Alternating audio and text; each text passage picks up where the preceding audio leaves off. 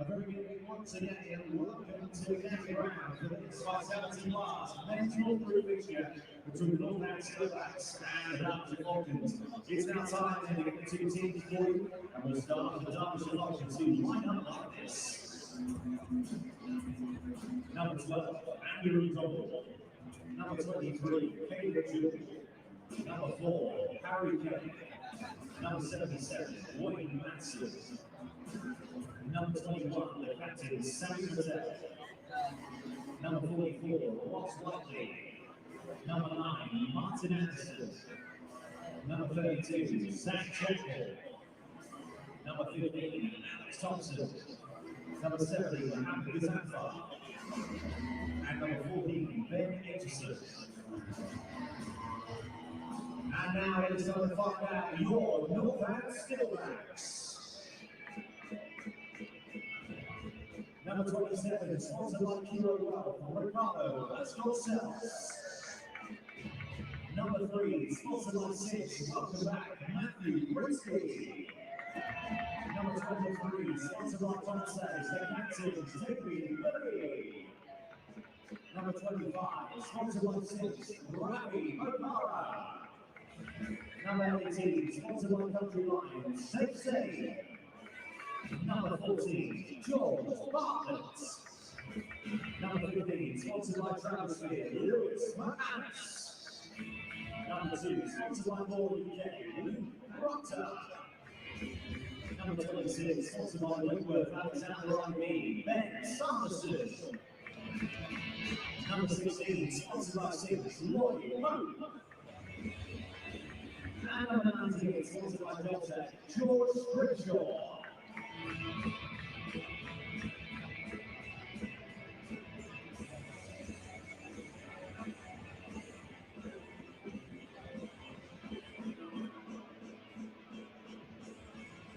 We're talking a massive shout out to our guard of honor this evening. They are members of our MCC Hub program, aiming to support talented creators from safety education and aid their cricketing development. A very warm welcome to all of our members of our MCC Hub program.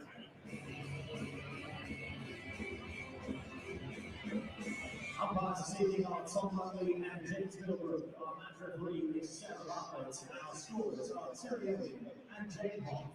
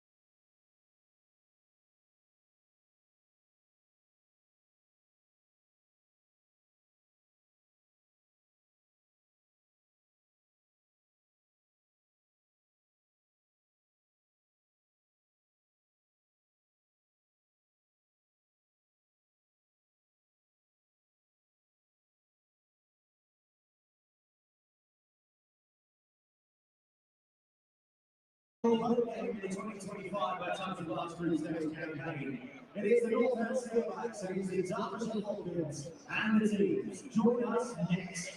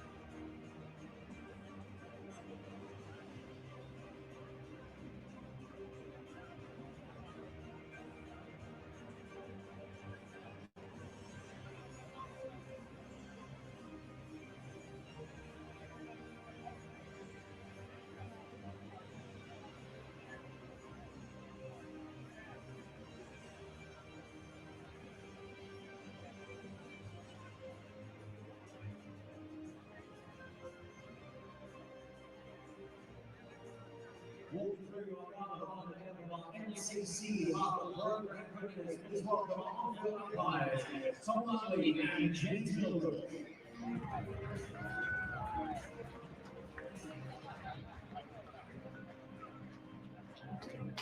And then our line captain, Sam Patel, please welcome the Falcons.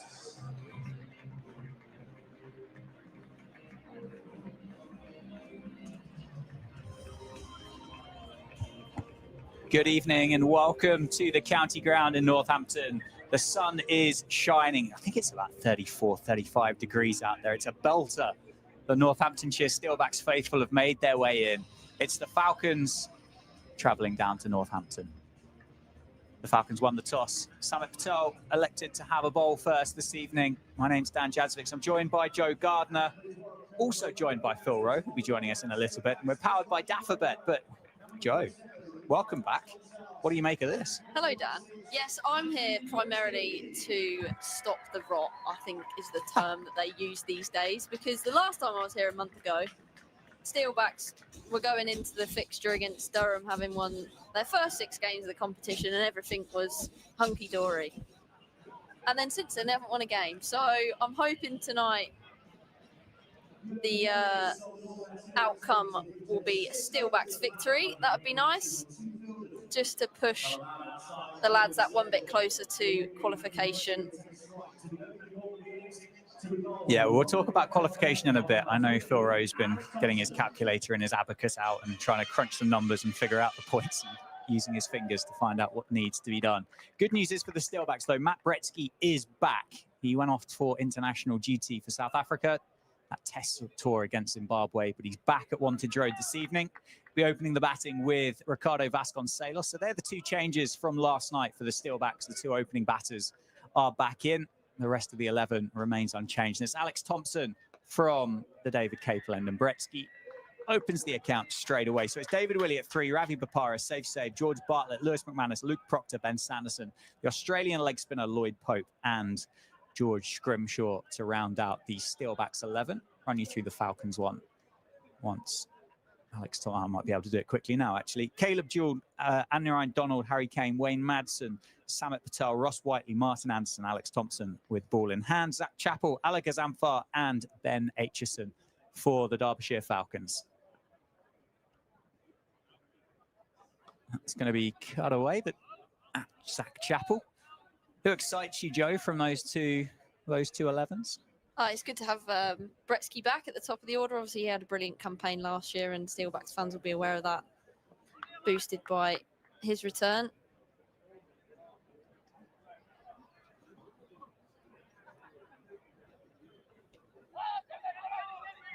And then I think from a Derbyshire point of view, obviously, Anirine Donald last week scored the joint fastest 50 in 13 balls, I think it was, against Yorkshire up at Chesterfield. So, yeah, some fireworks at the top of the order for both teams, hopefully. Yeah, I suspect the Steelbacks could be a bit nervous, though. We've alluded to it, haven't we, as Vasconcelos gets himself off the mark this evening with a single taken to mid-on. She said 6 on the bounce, 6 victories on the bounce to open the 2025 season. And since then, 5 defeats on the bounce, home and away, just haven't been able to get it right. And they're still just clinging on to that kind of playoff spot, aren't they? They're currently 5th in the table on 24 points. And Darren Lehman says 2 more wins from 3. That's going to be pulled away. It's a bit of a drag down from Thompson and a bottom edge from Breetzke. He is very, very quick, isn't he? Completes the second run, fresh from the jumbo jet, landed last night, I think, and back to Northampton. Yeah, that's the county grind. He's back to it at Wantage Road, fresh from his South African colours. Fair play to him. Fired in, dragged down again, pulled behind square. They'll come back for a 2 quite comfortably this time. And it is going to be 6 off the first over for the Steelbacks. But yeah, what can the Steelbacks do? There's been a little bit of a change in the side. Justin Broad misses out this evening.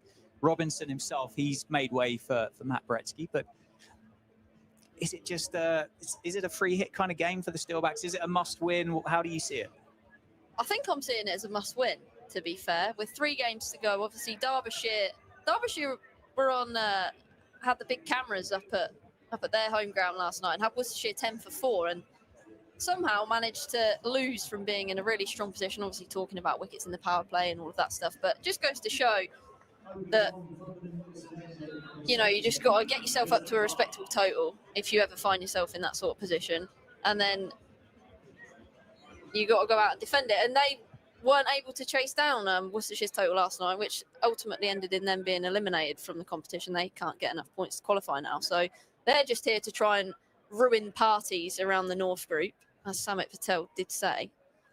Yeah, double spin for the Falcons. It's the youngster, the young Afghan spinner, Alec Azamfar from the Lynn Wilson Centre end.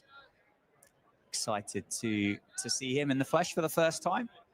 Comes highly recommended, highly regarded, doesn't he? Does the youngster? Obviously, Derbyshire looking at this or thinking of this as a bit of a matchup here with 2 spinners opening for the 2 overs in the power play. Because Azamfar is on the money and has been welcomed by a county championship front foot block by Ricardo Vasconcelos. Yeah, it's been a bit of a tense start, you'd probably say, from the openers in this first 8 deliveries. First slip in place. There's a nice shot through the offside. Vasconcelos uses his feet to create a bit of room. I think Samit Patel got a fingertip to that. Keeps it inside the rope, and Vasconcelos and Breetzke will come back through and complete a third. And quite a nice round of applause for the Steelbacks supporters. Yeah, I think Samit Patel just dived and might have cut some of the pace out of that as it just blazed past him. Saved one run. Yeah, they obviously fancy their spin matchup, don't they? Vasconcelos dismissed by Gazamfar in the return fixture up at Derby earlier in the year. Yeah, it was Ravi Bopara there, wasn't it, that did the damage. 84 not out in that 6-run win against the Falcons for the Steelbacks on slightly over pitch, but bunted nicely down the ground by Matt Breetzke for a single. So, yeah, you think it's a must-win game? Yeah, I absolutely do. Sort of looking at the last couple of fixtures after this being Bears and an away trip to Durham. Bit of a drag down, and that's slid through, isn't it? Little top spinner maybe from Gazamfar, just gathered pace off the surface. Good take by keeper. Yeah, he's changed his pace quite nicely. Got a real bag of tricks.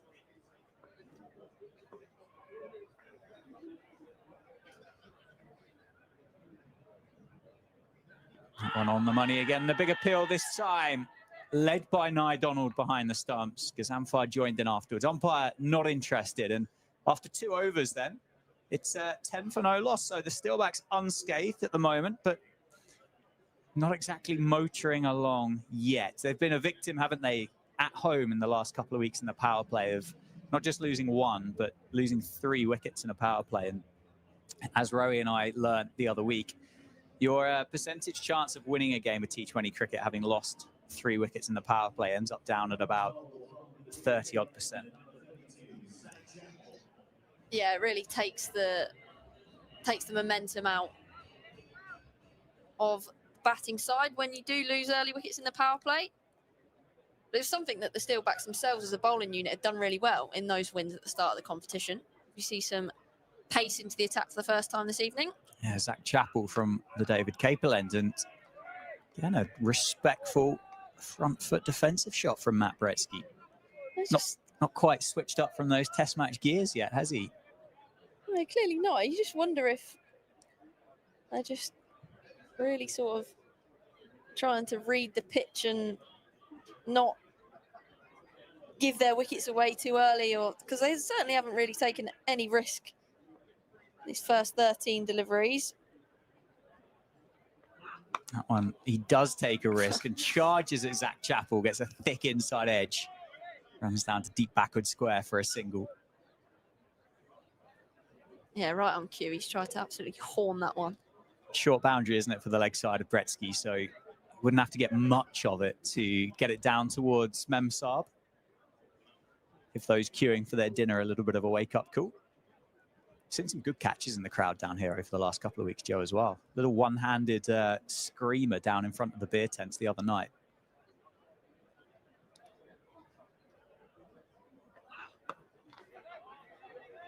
It's definitely been a watchful start for the Steelbacks. Look, pitch looks brilliant from this distance. Yeah, it looks like an absolute belter. I'm sure you can see photos there on the stream. It does look like a good wicket, but perhaps from up here, it's a lot easier to cast that sort of analysis and observation. Chappell from the David Capel end, and there's the first shot of anger this evening. It's Ricardo Vasconcelos. He's played that shot very, very well through the 2025 season. Gets inside the line, ramps it over the shoulder, and runs down for 4 in front of us here in the commentary box. Yeah, perfect execution here from Ricardo. One of his go-to boundary options early in the power play. Straight over the keeper's head. Never going to be any fielders there to stop that. I'm sure he'll be pleased. He's got the first boundary of the evening for the Steelbacks.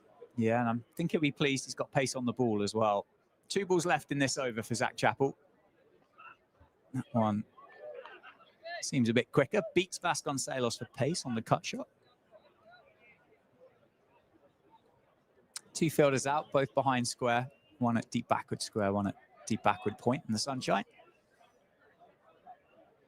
There will be a bit of nerves, though, won't there? You've said about it, a must-win game. A lot of people know that as well. That it has been a very nervy start, you feel. So I'm sure they'll definitely be feeling it. Pull shot. Has it gapped those 2 fielders? It has. That's incredibly well timed by Ricardo Vasconcelos, and a boundary to finish the 3rd over. Takes the score up to 19, and that's the 2nd boundary for Ricardo Vasconcelos. Yeah, crowd will be pleased with that one. Split the fielders nicely, well timed. Out the middle of his bat.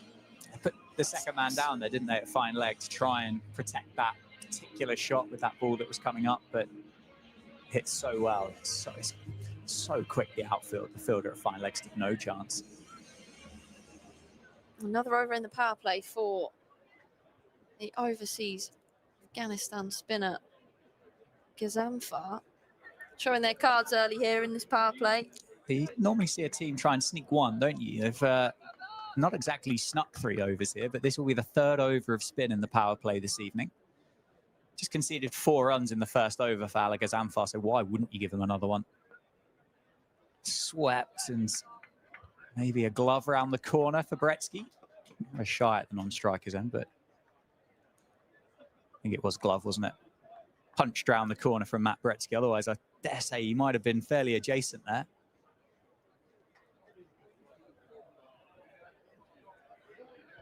Yeah, and he has been the leader of this Derbyshire attack this year in the Blast, leading wicket taker for them. 12 wickets. Uses his feet. Beautiful shot. Vasconcelos creates the room, creates the angle. I don't think he quite got there, but had enough control and enough timing in the bat to stroke it through the offside for 4. Yeah, he's done really well to be able to access that Gazamfar saw him coming as he sort of given himself room, and he's chucked it wider of him and he's managed to slap it all the way along the carpet, threaded it through the offside for 4. Lovely bit of time in there again from Vasconcelos. Yeah, real young talent, Ali Gazamfar. He was signed up by CSK, wasn't in the IPL, and picked up an injury, so I don't think he actually kind of made that IPL debut, but go and pick up a spinner for the T20 Blast that got those kind of credentials is phenomenal work from Derbyshire, and he's got a wicket. It's gone straight through Ricardo Vasconcelos. A bit of mystery spin for the young Afghan, and it's enough for Ricardo Vasconcelos. He played a beautiful shot through the offside the ball before, and he's the 1st wicket to fall this evening. Goes for 16, clean bowled by Ali Gazamfar.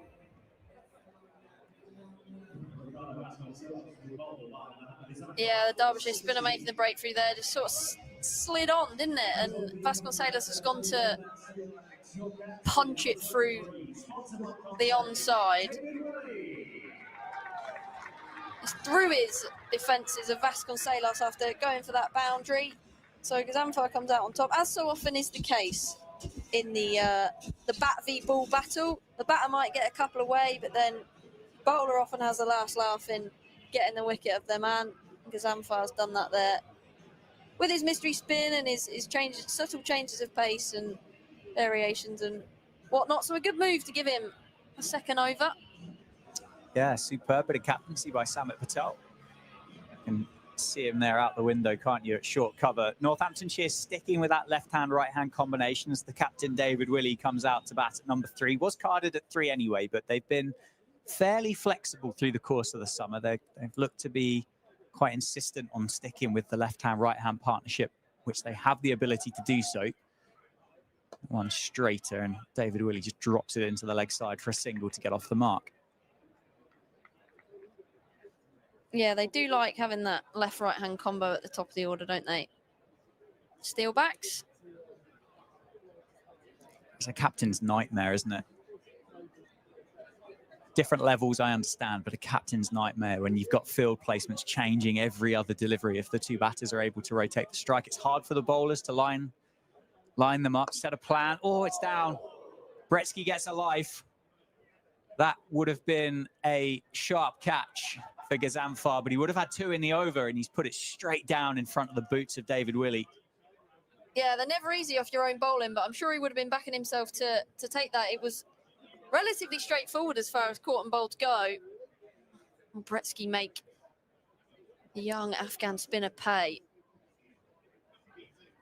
Dropped on 8. It's been a watchful 8 as well. 8 of 8 deliveries for Matt Breetzke. And that one continues to be watchful. Defended back to the bowler. So it's conceded 6, but it has picked up the wicket of Ricardo Vasconcelos. So after 4 overs, the Steelbacks having been asked to bat first here this evening by Samit Patel and the Falcons at 25 for 1. Yeah, it's been a very reserved start, and it looks like we're going to see some pace again from the David Capel end in the form of Ben Aitchison, who comes into the team to replace Pat Brown this evening. Not played a whole heap of T20 cricket in his career, ravaged a bit by injury.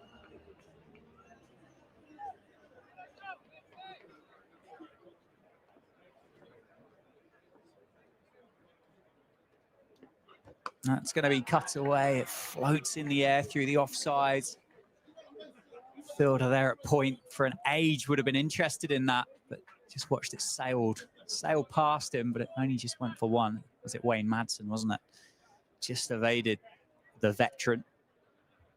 Could be playing in the T20 World Cup, couldn't he, Wayne Madsen? Next time around, Italy, very, very close to qualifying for that in 2026. I saw there was an upset with Jersey knocking Scotland out of contention earlier today. Breetzke back on strike. That's pulled away. That's 6 down into the Jackson Grundy. All the way for 6. That has flown off the face of the South Africans' cricket bat. What a shot that is. Yeah, it was short and into the arc of Breetzke, who just sort of helps it round the corner, but it absolutely flew off the blade of his bat. As I said, Aitchison, he's not played a whole heap of T20 cricket in his career so far, just the 10 T20s to his name. A couple of wickets in 7 games he's played for Derbyshire this year. Quick single taken, well run, well called through by David Willey. Breetzke just drops it into the offside. Good batting that. Get your boundary, get your single, get down the other end. Coach's dream. But good players go twice, Joe. That's the battle that you've always got to have with yourself, isn't it, when you're out there in the middle? Especially as potentially Aitchison could be one of the Derbyshire bowling lineup to target this evening. Not yet, though. Willey just defends back into the leg side. But yes, I would have thought they would line him up. Is that something, obviously, as a professional cricketer, in those conversations that you have, would you name them in a pre-match meeting? Would you target them, or would you just play them on merit and see what was served up? I think you always have a matchup that you fancy yourself for going into a fixture. David Willey through the offside. They're going to push hard. It's just going to be 1, though, straight at the man on the offside boundary. But one thing I would say is it's important not to get too fixated on absolutely trying to smoke them out of the park, whoever that bowling matchup might be for you as a batter, because, you know, everyone's capable of bowling good deliveries. So there might be one with your name on it if you take the attack a little bit too literally. Yeah, final ball of Aitchison's first over. Breetzke back on strike. Oh my word, David Willey, you've done very well to get out of the way of that. That's 4 down the ground. That's a good bit of it looked like Keanu Reeves in The Matrix, that, didn't it, David Willey, the way he got out of the way of it. 4 runs to finish, 38 for 1 after 5. Yeah, he's done really well to get out of the way of that. It's absolutely speared off the blade of Matt Breetzke, and yeah, goodness. We'd like to see that from the David Capel end, sort of a camera view of that, because it was mightily close to David Willey, taking out his captain there, Breetzke. But 4 runs, productive over for the Steelbacks. 13 from it. Yeah, change of bowling as well from the Lynn Wilson centre end. So Gazanfar They'll keep 2 overs, Samet Patel and the Falcons, for later on this evening. He's going to be replaced by Zach Chappell. Bowled his first over from the David Capel, conceded 9 from it. David Willey is on strike. The slip has gone for the final over of the power play. And Zach Chappell is on the money. Where are the 2 fielders out? Both boundary riders on either side. Deep backward square and deep point. Fairly central this evening as well. It's a short boundary for what would be David Willey's fine leg, wouldn't it? But other than that, it's fairly even in those other 3 pockets.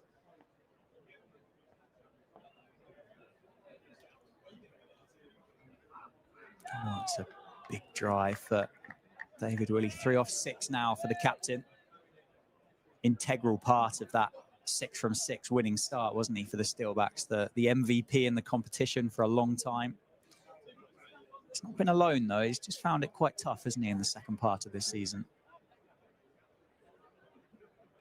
Yeah, absolutely right. We'll be hoping to lead from the front here this evening.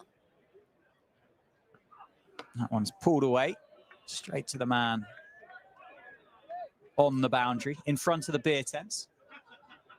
Ably supported, I'm sure, by those that made use of happy hour this afternoon. Gorgeous evening for it as well, Yeah. hey? Do you know, it's always the ones down by the refreshment stands that take those crowd catches as well, isn't it? You think they've got no right after 3, 4 or 5 of them. Well-oiled, no fear. Just one-handed. Straight in the mitts. Absolute buckets. 39 for 1. 3 balls left off the power play. Breetzke's on 19. Gives himself a bit of room, and, well, Chappell's tried to follow him. He did follow him. And Breetzke has just flicked it off the hip, down past Gazanfar at short fine leg for 4. Yeah, a clever bit of batting there, actually, from Breetzke, and getting Chappell to follow him. You'd say that is often the thing to do, but in the power play, when you've only got 2 out, it's really important to remember where your fielders are and trying to get hit to them. It's a bit easier to follow the batter and still manage to get hit to your field when you've got 5 out and out of the power play. So, like that intent from Breetzke, 23 from 13 now for him. 2 to go. Gives himself a bit of room. Slower ball, but it's carved over the offside. Couple of bounces down towards the deep backward point boundary, and it's back-to-back 4s for Matt Breetzke, and takes the Steelbacks up to 47 for 1. So after a pretty watchful start, it's turning out to be quite a good power play for the Steelbacks.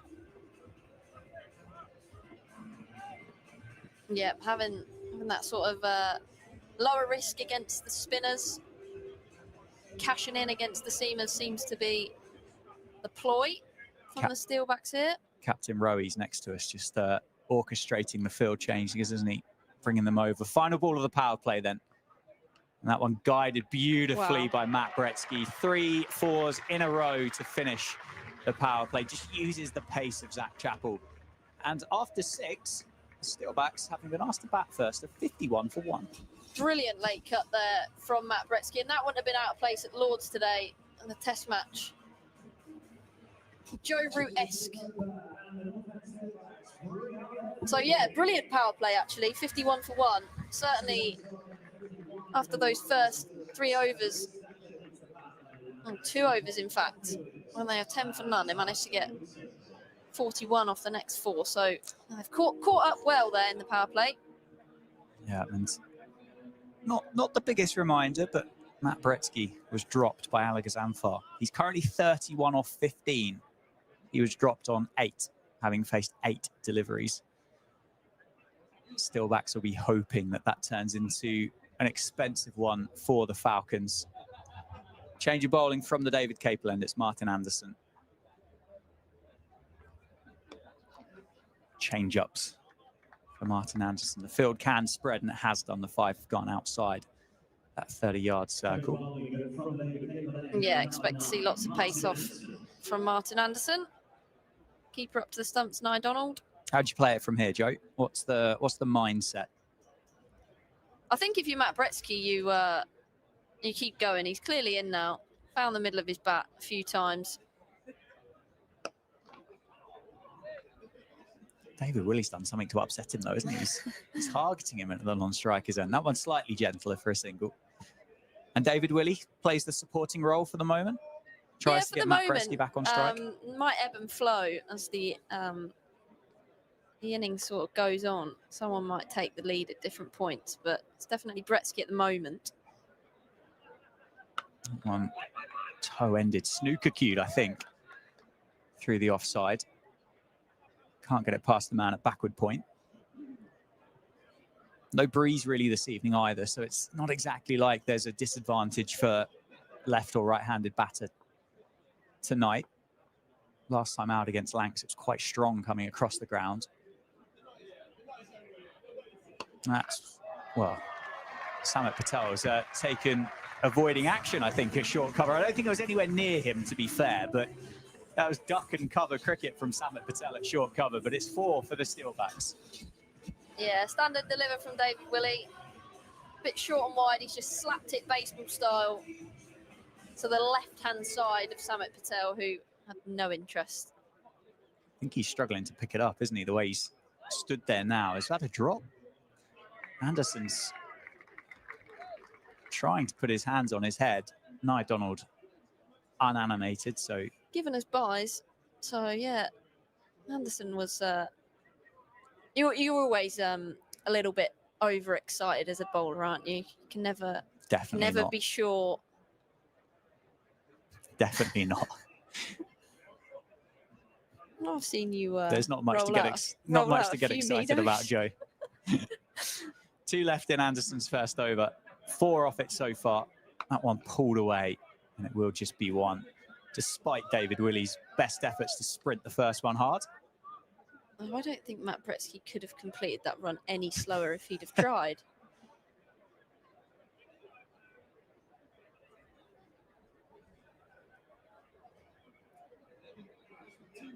Well, the end of the over then. Well, I think we might have done, or at least the scorers on the screen have not quite caught up, but it's the end of the over then.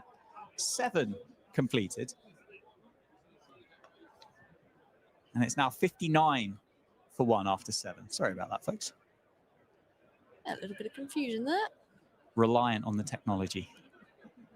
Good start for the Steelbacks, though. Do you think the Falcons will be regretting their choice of bowling first at the minute, or still quite happy with where they are? No, not massively. Obviously, they had success at the start of their game last night, didn't they? So it's always nice getting back out there on the pitch.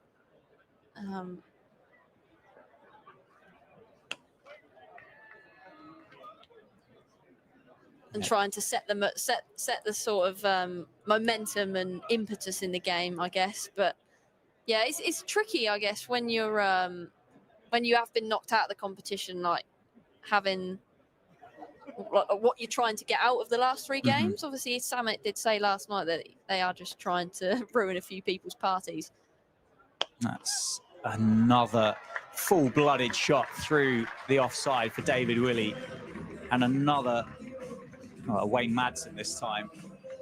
Quite grateful, I think, that was wide enough of him that he didn't have to make an effort for it. David Willey he's an angry hitter of a cricket ball. And that was an angry strike. I don't think it was anywhere near the middle of his bat. He towed it, but had enough on it to beat Ross Whiteley, the fielder, out of deep cover. He's gone again. He's loaded up for the big slog sweep. Q ends it once again into the leg side. Just a bit early on these, isn't he, at the moment, is the captain. Still there, though. 14 off 13 for David Willey, just trying to pass on some feedback to Matt Breetzke, who was just checking middle.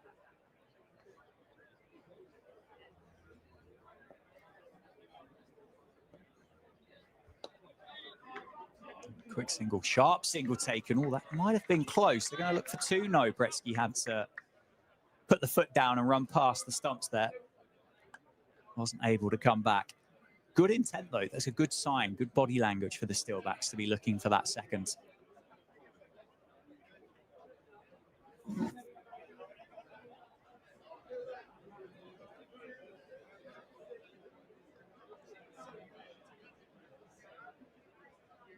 That's through the offside. That will be cut off by Ross Whiteley, and actually nicely timed by David Willey that time along the floor.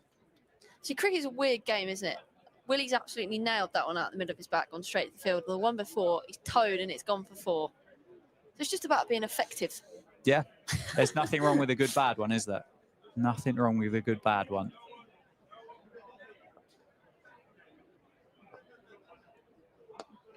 It's going to be the fielder under a bit of pressure. Quick call of no, I think, from David Willey. So 9 runs coming off Samit Patel's first over. 68 for 1 after 8. Steelbacks going at 8.5. 12 overs remaining, but there are 9 wickets left in the hutch for the Steelbacks, and there is plenty of power to add in that batting lineup. Yeah, these two just going along nicely. I'm hoping the partnership will continue to develop and allowing those power hitters down the order to come in and have a platform that they can sort of springboard from, which is something that the Steelbacks haven't necessarily done to the best of their ability in the last few games. So I'm sure those batters that are in the dugout are hoping, yeah, you two just stay out there for a few more overs. You've ticking along nicely. You've got that similar kind of role, haven't you, in the T20 side? Does that, I guess, role clarity, I guess, is what it is, and makes your life a bit easier? Yeah, 100%. As sort of that sort of engine room, I've heard it described as before. I think role clarity is a bit of a rowie-ism, actually. I think he's rubbing off on me, which is a bit of a worry, isn't it? Thompson back into the attack. So is it as simple as that, just a bit of role clarity for you in the middle to know what you need to do rather than rebuild? Through the offside. That's going to be 4 for Matt Breetzke. Beats the fielder Whiteley down there on the offside. It's just a little bit of width on offer from Alex Thompson, and Breetzke's just extended his hands through the line of the ball, slapped it over extra cover.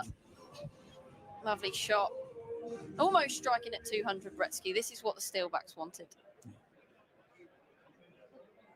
And in terms of matchups, that obviously saw David Willey hit the 4 off Samit Patel in the previous over. You'd say that was a better matchup for David Willey, and you'd say this is a better matchup for Matt Breetzke.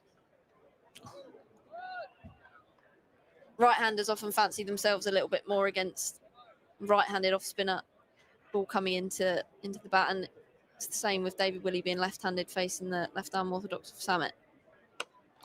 Does fancy it. Has he got all of it? There's a fielder underneath it. I think he's given up on it. It's 6. Down the ground to the PA. Breetzke with his second 6 of the evening. Moves to 46. Brings up the 50 partnership as well for the Steelbacks between the captain and the South African overseas. A happy return to Wantage Road so far for Matt Breetzke.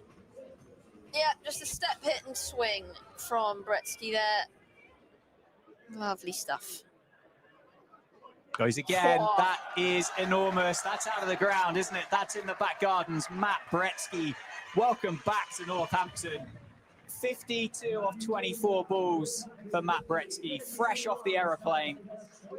Back to the top of the order and back in the runs. Yeah, quicker driven into the pitch from Breetzke, and he was equal to it. Cleared the front leg and absolutely smoked it into the houses. That was big. That was Chris Lynn-esque. Chris Lynn-esque. Can we have our ball back, please? Wonder if that one's caught on the Ring doorbell footage. There's no way you're throwing it back either. Breetzke's cooking at Wantage Road. Alex Thompson's changed his angle now, coming round the wicket. Will he target that leg side a little bit more? Gives him a bit of width. Willie late to respond. Does come through for the single to equal Matt Breetzke's high score for the Steelbacks this year. It's his 9th innings with the couple of games that he missed whilst on international duty. David Willey then back on strike. Last ball of the over. That is, well, that's 4 through the offside this time. I think Alex Thompson tried to take all the pace off that for David Willey, and Willey got there so early. They hit it anywhere he wanted, went through the offside, went through cover. And the score now 89 for 1 after 9 overs. Yeah, not brilliant over that from Alex Thompson. 21 coming off of that over. Just a bit of width and He's changed his pace a few times, but line and length all wrong. Brilliant for the Steelbacks. Rotating the bowlers, Ben Aitchison replacing Samit Patel from the Lynn Wilson centre end. Must be tempting to give the ball back to Ali Ghazanfar. This partnership growing, building nicely. He looks like the real wicket taker, doesn't he, Ghazanfar? When do you bring him back? Can you bring him back too early? Aitchison went for 13 from his first, and Breetzke walks through to complete this single. And also, if you're Ali Ghazanfar, you're thinking, please, Samit, give me the ball so I can get Breetzke out because I dropped him when he was on 8. It's an expensive We've all been drop, there. isn't it? We've all been there. How much is that drop going to cost Derbyshire in the context of this game? You just wonder. Bit double-edged as well, isn't it? Bit double-edged, isn't it, with the drop of Breetzke? It's not just the 54, it's the 54 off 26 balls as well. It's the strike rate to go with it. That's down the ground. That is 4, 1 bounce for David Willey. Another bit of muscle for the Steelbacks captain. Mullered down the ground, he moves to 23. Yeah, no fielders there on the sight screen. Lovely 1 bounce from the skipper. Just gave himself a bit of room, allow himself to get that swing going.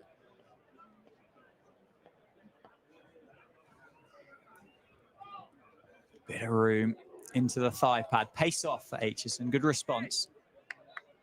David Willey targeting that short leg side boundary. Couldn't connect with it though. 3 balls to go in this first half of the first innings, Joe. You'll be swapping seats with Phil Rowe, but what have you made of that, or this opening 9.5 overs so far? Well, it was a tentative, tense start.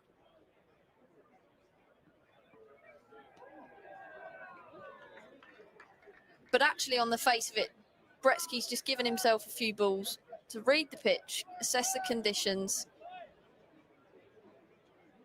take on the pace bowlers, and then obviously Alex Thompson in that previous over, favourable matchup for him. So you'd say all in all, solid platform being built here by these two.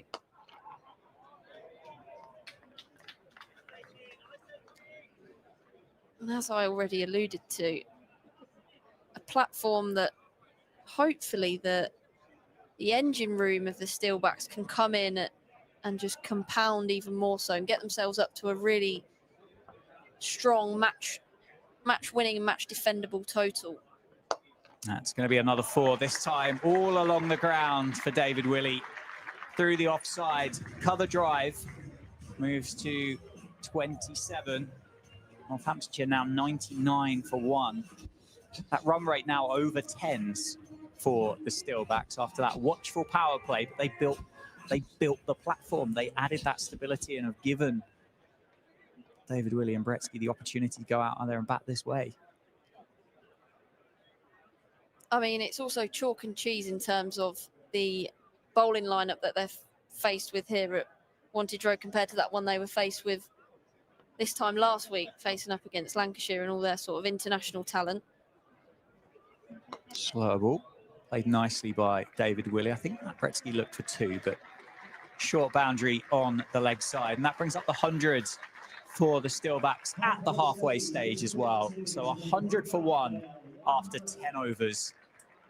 Matt Breetzke's on 54 and David Willey is on 28 as Joe Gardner departs. And I'll be joined by Phil Rowe. Hello, Dan. Hey, Rowe. Welcome to the commentary box. Thank you. How are you? I'm good. Did you enjoy that first 10? I did. Do you know, Joe said exactly as I saw it, was Breetzke took time to get himself in. He gave himself a chance, and then he was given a real chance, wasn't he? It was a very simple caught and bowled that Ghazanfar spilled, and that's already cost them a heap. In the last 4 overs, Northampton scored 49, and they haven't given a chance in that time. They've just looked to dominate. This has been a great partnership. Well, the main man is back.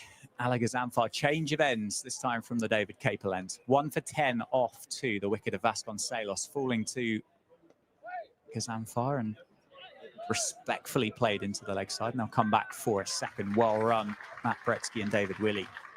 Do you see him off? Gazanfar as best you can, or have you built the platform to attack him now? I mean, he is their danger man, isn't he? You know, he is, as Joe pointed out, he's a top wicket taker in the Derbyshire lineup. You don't want to be getting out to him. There again, if he gives you any width, put your hands through it, but otherwise, don't run down the wicket and get stumped against him. That's a hack. He played the previous ball really nicely for a very kind of he finessed a two, which David doesn't very often do, and it was almost like, I'm never doing that again. No, that shot afterwards kind of showed you everything you needed to know about what he thought of it, wasn't it? Absolutely. Running twos. Weighted nicely into the leg side. No, definitely not. More bottom hand needed, David Willey. Breetzke back on strike, 54. Not out. Short ball pulled away. Is it going to be 4? It is. There's no fielder down there. It beats the man at short fine leg.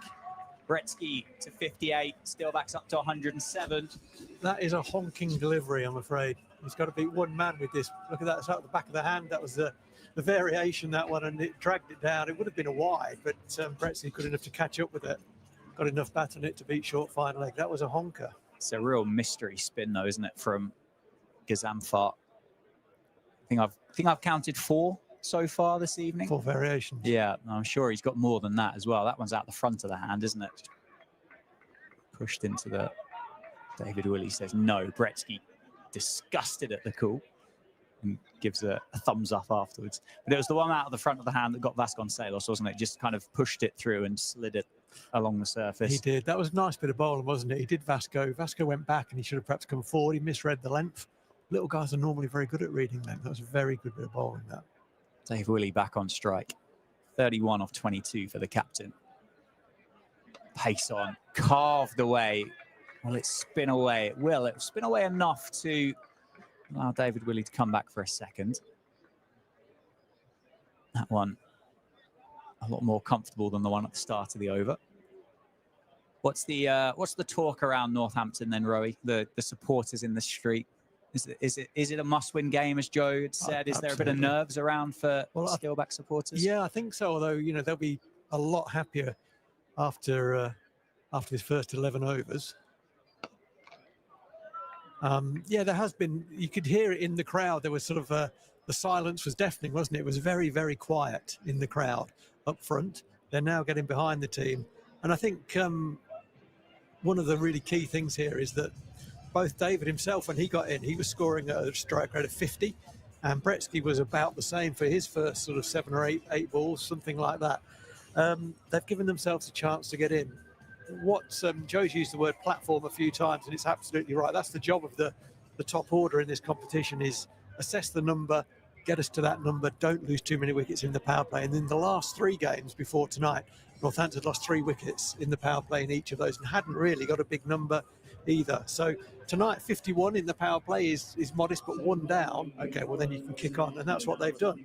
In the next 4 overs out of the power play, basically best part of 50 runs for no wicket. So a really great platform now, and I would say both these guys can now go. They've got a license to go from here. Yeah, what was it? 34 for 3 against the Rapids on Sunday. 52 for 3 against Lancashire a week ago.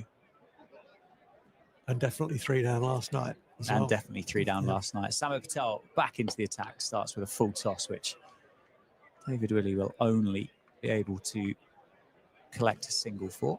One of the things that I know Darren Lehman's talked about is guys not just making contributions, but making match influencing contributions. And that's not 59, where Matt Breetzke is. That's 80 plus. Mm-hmm. So that's got to be in his sights. And I think I'm seeing that he's playing towards that big number. Don't see him throwing it away. No, I think that is the shot of a man that wants to be there walking off after 20 overs, isn't it, in an ideal world? Absolutely.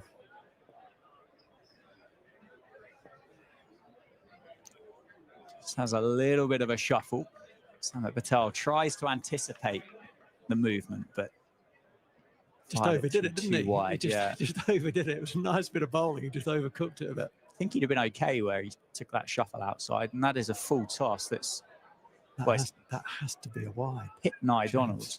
It has to be a wide, Midders. He threw himself at that as though he was diving into a swimming pool. I think that might be in response to maybe it was felt that the one before, because Breetzke had moved, shouldn't have been, and trying to even things out there. Maybe, I don't know, but Spinners Union. But it wasn't anyway.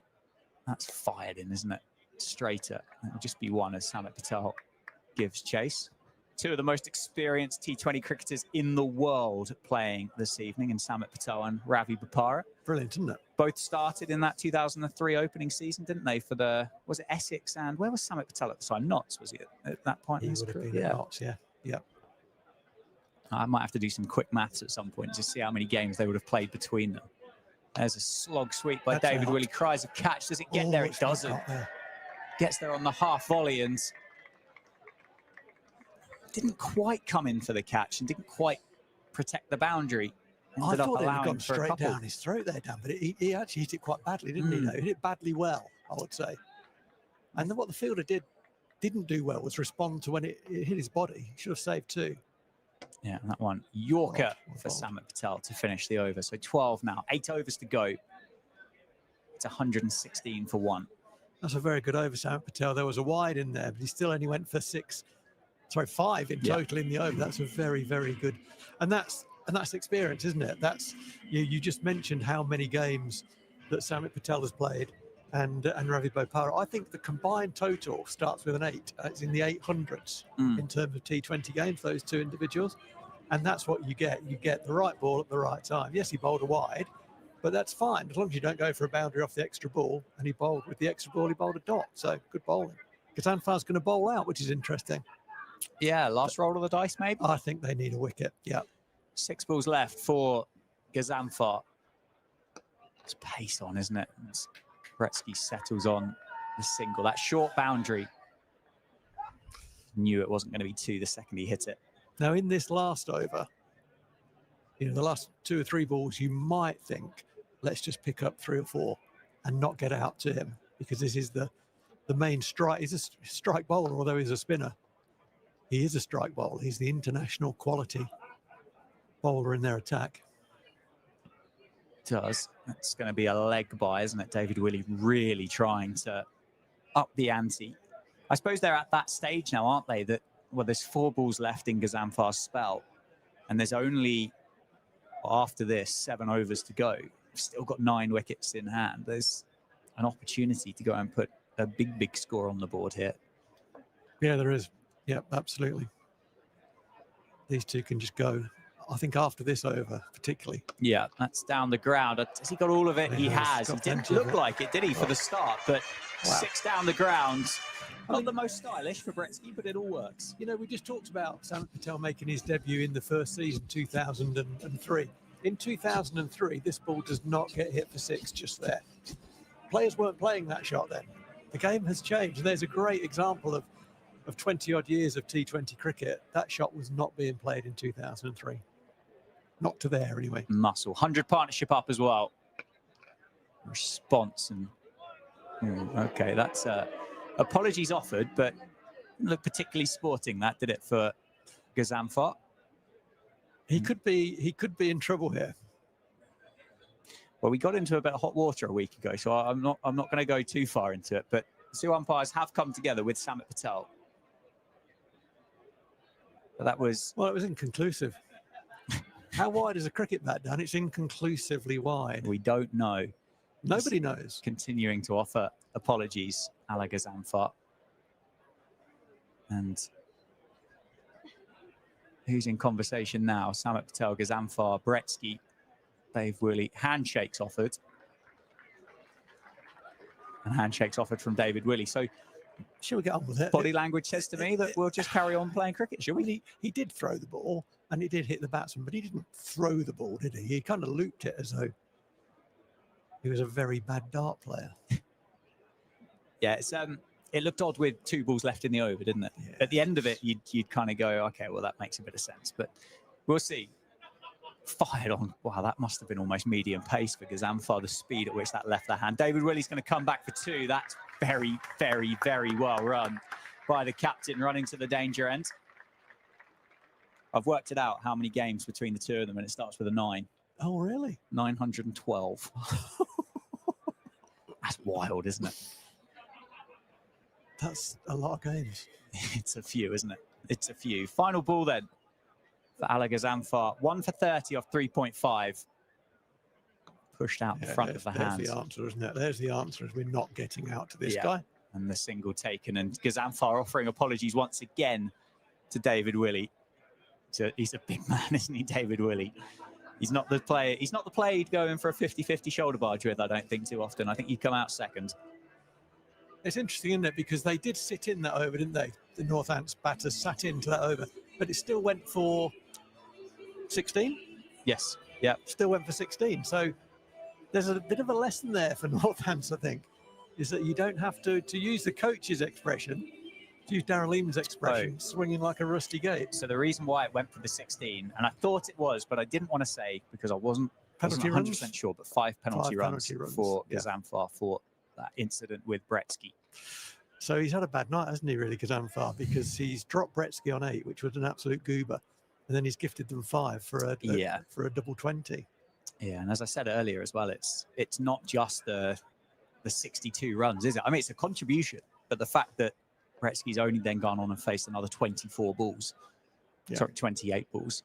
That's a load up there for David Willey, and Samit Patel has just anticipated seeing him go early, hasn't he? Yes. What Samit doesn't want to do is to get slog swept. You know, David likes left arm spin, as Joe was saying. It's a good matchup for him. That's the shot he's trying to avoid. That's 6, isn't it? Down the ground, all the way to those that are enjoying the sunshine this evening at Wantage Road. Just a bit of catching practice there from the captain. He now moves to 43. He was not hitting that ball there, Dan. He was sweet. That was going over cow corner. Yeah. And Samit Patel's just sort of chuckling away to himself, saying, I kind of stuffed you a little bit there, but he's such a strong lad that he flat bat swept it. Just invented a new shot there. The flat bat sweep straight. Don't mind it. That's going to be another 6. That is massive, David Willey. There is definitely some catching practice in the hospitality this time, I think, from the skipper. Back-to-back 6s. Willey now on 49. He's on his way, isn't he, the captain? The previous ball was I felt a little bit for Samit on the previous ball, but on that one, it was just in the slot. Absolutely slot ball. Change of angle. Samit Patel coming through and around with 2 left in the over. Opens up the offside. Does it skip away? It does. 1 bounce for David Willey. 3 boundaries in a row for the captain. Goes to 50, 53 off 32. 37 balls remain in the innings. We spoke, didn't we, about the losing streak that the Steelbacks were on. They've lost 5 in a row, having won those opening 6, and they've got a lot of cricket left to play tonight. Let's not forget that. Last ball, and David Willey goes again. That's up. That could be a chance. It's tough hung catch in the air for an age, and it's gone. Well caught. Fantastic catch. I think, is that Harry Kane? Off the boundary. On the boundary. Made a bit of a meal of one earlier, but that is a fantastic catch to dismiss the captain for 53. Yeah, he did very well there. He did. Yeah, you're right. It wasn't. I wasn't necessarily backing him because it was a very difficult catch. He had to come in quite a long way. He caught it quite low, but what he did very well, as you often hear me say, is he got stationary. So he did the leg work early. He was stationary. He ended up crouching a bit, but he was absolutely stationary, rock solid base. Good catch. Good innings from the captain. Just what was needed, wasn't it? It was a difficult night last night at Grace Road. Difficult night for the captain, difficult night for Northants fans all round. But I did also think, you've got away to the local rivals, local derby. We've kind of dialed in a performance. It was not a good performance. What do you want to do? You want to put it right as soon as you can. It's a Friday night at home in front of a decent crowd here, lovely evening, and it's a must-win game. That's exactly the opportunity you want to put it right, and he's done very well there. 53 off 33. He's played brilliantly. Absolutely, and Saif Zabe comes out to the middle to join Matt Breetzke. There was a long conversation there, wasn't there, between David Willey and Matt Breetzke before he headed off with the 12th man. So clearly imparting some form of game plan for the final 36 balls. But how do you play it, Rowie, between the two of them? Is Breetzke there at the end? Does he bat for that? And does the impetus go on Saif Zabe? I think For both me, keep going. I think go. Yeah, absolutely go. I mean, look, if Chappell bowls in one that he thinks is a really dangerous ball, then respond appropriately to that. Yeah. But try to dominate here. Go big, big, big. Yeah, short leg side for Breetzke, so he won't be too straight. But just give himself a bit of room, and that is, well, fortune, isn't it, for Breetzke? Gets an inside edge on it and runs past Nia Donald in short fine leg. Brings up the 150 for the Steelbacks, 153 for 2. The 50-50s have gone Northampton's way, haven't they? You know, the last 2 games, I like to try and be impartial on these things. I am obviously very much in the Northampton camp, but in terms of what's happening out there, I tried to be impartial, and the 50-50s have all gone against Northampton the last couple of nights. Tonight, they're definitely going with Northampton. Oh, absolutely. I couldn't argue with you there at all. Gives himself a bit of room again. Cut away this time. Oh, it would have been a worldie of a catch. It does go down, but it deserves a pat on the back for that. That was a phenomenal effort. It's at Caleb Jewell at backward point, flying through the air. Fortune for Breetzke. Second life of the evening, although that one's slightly harder than the first one. Yeah, I'm saying that's a stop, really. Yes, it would have been an amazing catch. And Safe Save comes in for the first time in a very, very long time with a platform. He can go. He's not had many of those, has he? He hasn't. Left-hander again. Tries to run it down past Nia Donald. Getting himself off the mark. That's a carbon copy of Safe's first ball in the majority of T20 games this year. The attempted run down to third man, and he's missed it. Just a shot to try and get himself going, isn't it? 5 fielders outside the 30-yard circle, deep mid-wicket, deep backward square, fine leg, deep third, and a deep cover point as well. Runs down the wicket, gets that in front of point, but I think it's just going to be 1. It is. That's very, very sharp work on the boundary. Keep it down for a single, and Safe Save is away.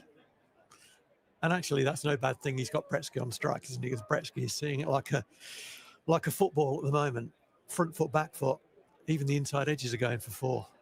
What's he on now? 76 off 39. He was 8 off 8, wasn't he? He was. He was 8 off 8. It was a watchful start, wasn't it, for the South African? That's flicked over short fine leg. That's going to be another boundary. He is on fire, isn't he, Matt Breetzke, this evening? He said everything he touches at the moment just feels like it's finding its way to the rope. Yeah, he just stuffed Chappell a bit there, didn't he? The back foot, before Chappell got into his delivery stride, Breetzke put his back foot outside, well outside leg stump, as if to say, I'm going away to hit through the offside. Chappell's response was a low full toss. Breetzke hadn't actually moved. It was a real bluff. Well played. Final ball of the over. Full toss again and through the fielder this time. Gazanfar, the man at short fine leg, has been done by Matt Breetzke once more. Back-to-back boundaries to end the over. 5 overs to go, and the score is 163 for 2.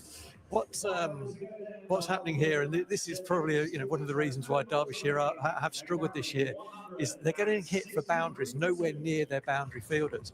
And when you're in a situation like it's 5 overs to go, you've got a couple of batters in, one who's on a lot of runs, you've got to get them to hit to the boundary fielders. If they miss the boundary fielder through skill, manipulation or luck, or they go over the boundary fielder, well, that's one thing, but you can't get hit where there's no boundary fielder. You've got 5 parts of the 6 parts of the boundary covered, and in that over, Chappell went where there was no fielder. Down the ground, that's going to be 4, is it, for Safe Save? Stand, admire, deliver, whatever you want to call it. Safe Save takes Samit Patel downtown first up.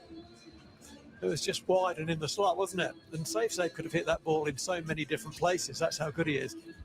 He could have gone inside out over extra cover. He could have dragged it through the leg side, but he thought, actually, there's a big gap straight. I'm going there. Slog sweep this time. That's 6, isn't it? That is beautiful. Safe Save skips off the back of the bar. 6 runs for Safe Save. This is what happens when you get a platform. 20 overs is it's the shortest format apart from some of the competition, but it's the shortest proper format that is played. And Northampton have lost so many wickets up front in the last few games. They haven't built a platform. With a platform, you can go. That's full toss. Skips off the outfield. Just going to be 1 though, isn't it? Breetzke will be back on strike. 84 of 41 for Matt Breetzke. The Steelbacks going at 11.23 runs per over. And you know, the other thing, I mean, it's early days to say this, but net run rate, where we are very tight with Leicestershire at the moment on net run rate, really tight. This is helping. It's going to be a single taken. I think that's Zach Chappell, isn't it? Just on the edge of that 30-yard circle at backward point there. Very often for that fourth qualification place, net run rate does have an effect. You know, 1 year in 3, something like that, it comes into play. That's going to drop short, I think, of Martin Anderson. Does watch the spin well in front of us. Keeps it down to a single. But another good over for the Steelbacks, though. 13 runs coming off the first 5 balls. Breetzke on 85.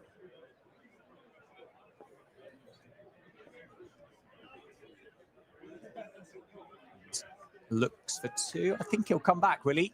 He will. He'll take the fielder on. Gets the dive in, and there's an appeal there. I think that's a direct hit.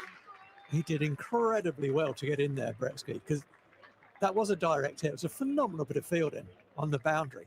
Coming across to his right, got the throw away, flat, accurate. He had one stump to aim at, hit the stump, and yet Breetzke was in. He's paid a price, though, hasn't he? He's winded himself, I think, at least. His helmet's off. He's going to take a standing count, and might have jarred his shoulder or something. Let's really hope that's not serious, because there's 2 more very, very big games to come in the next 7 days for Northants. There certainly are. It's, well, there's not much slide about the grass, is there, at the moment? It's pretty abrasive, and he's just thrown himself into that wicket end that you can see Safe Save stood in at the moment. So I suspect, as you say, he's winded himself, got a mouthful of dirt as well. Yeah, he went down heavily, didn't he? He's holding the back of his neck, so there's a bit of whiplash, I think, there as well. That'll be, you know, Steelbacks play tomorrow night, don't they? Sorry, they don't. They play on Sunday at Birmingham. Not tomorrow night, they play on Sunday at Birmingham.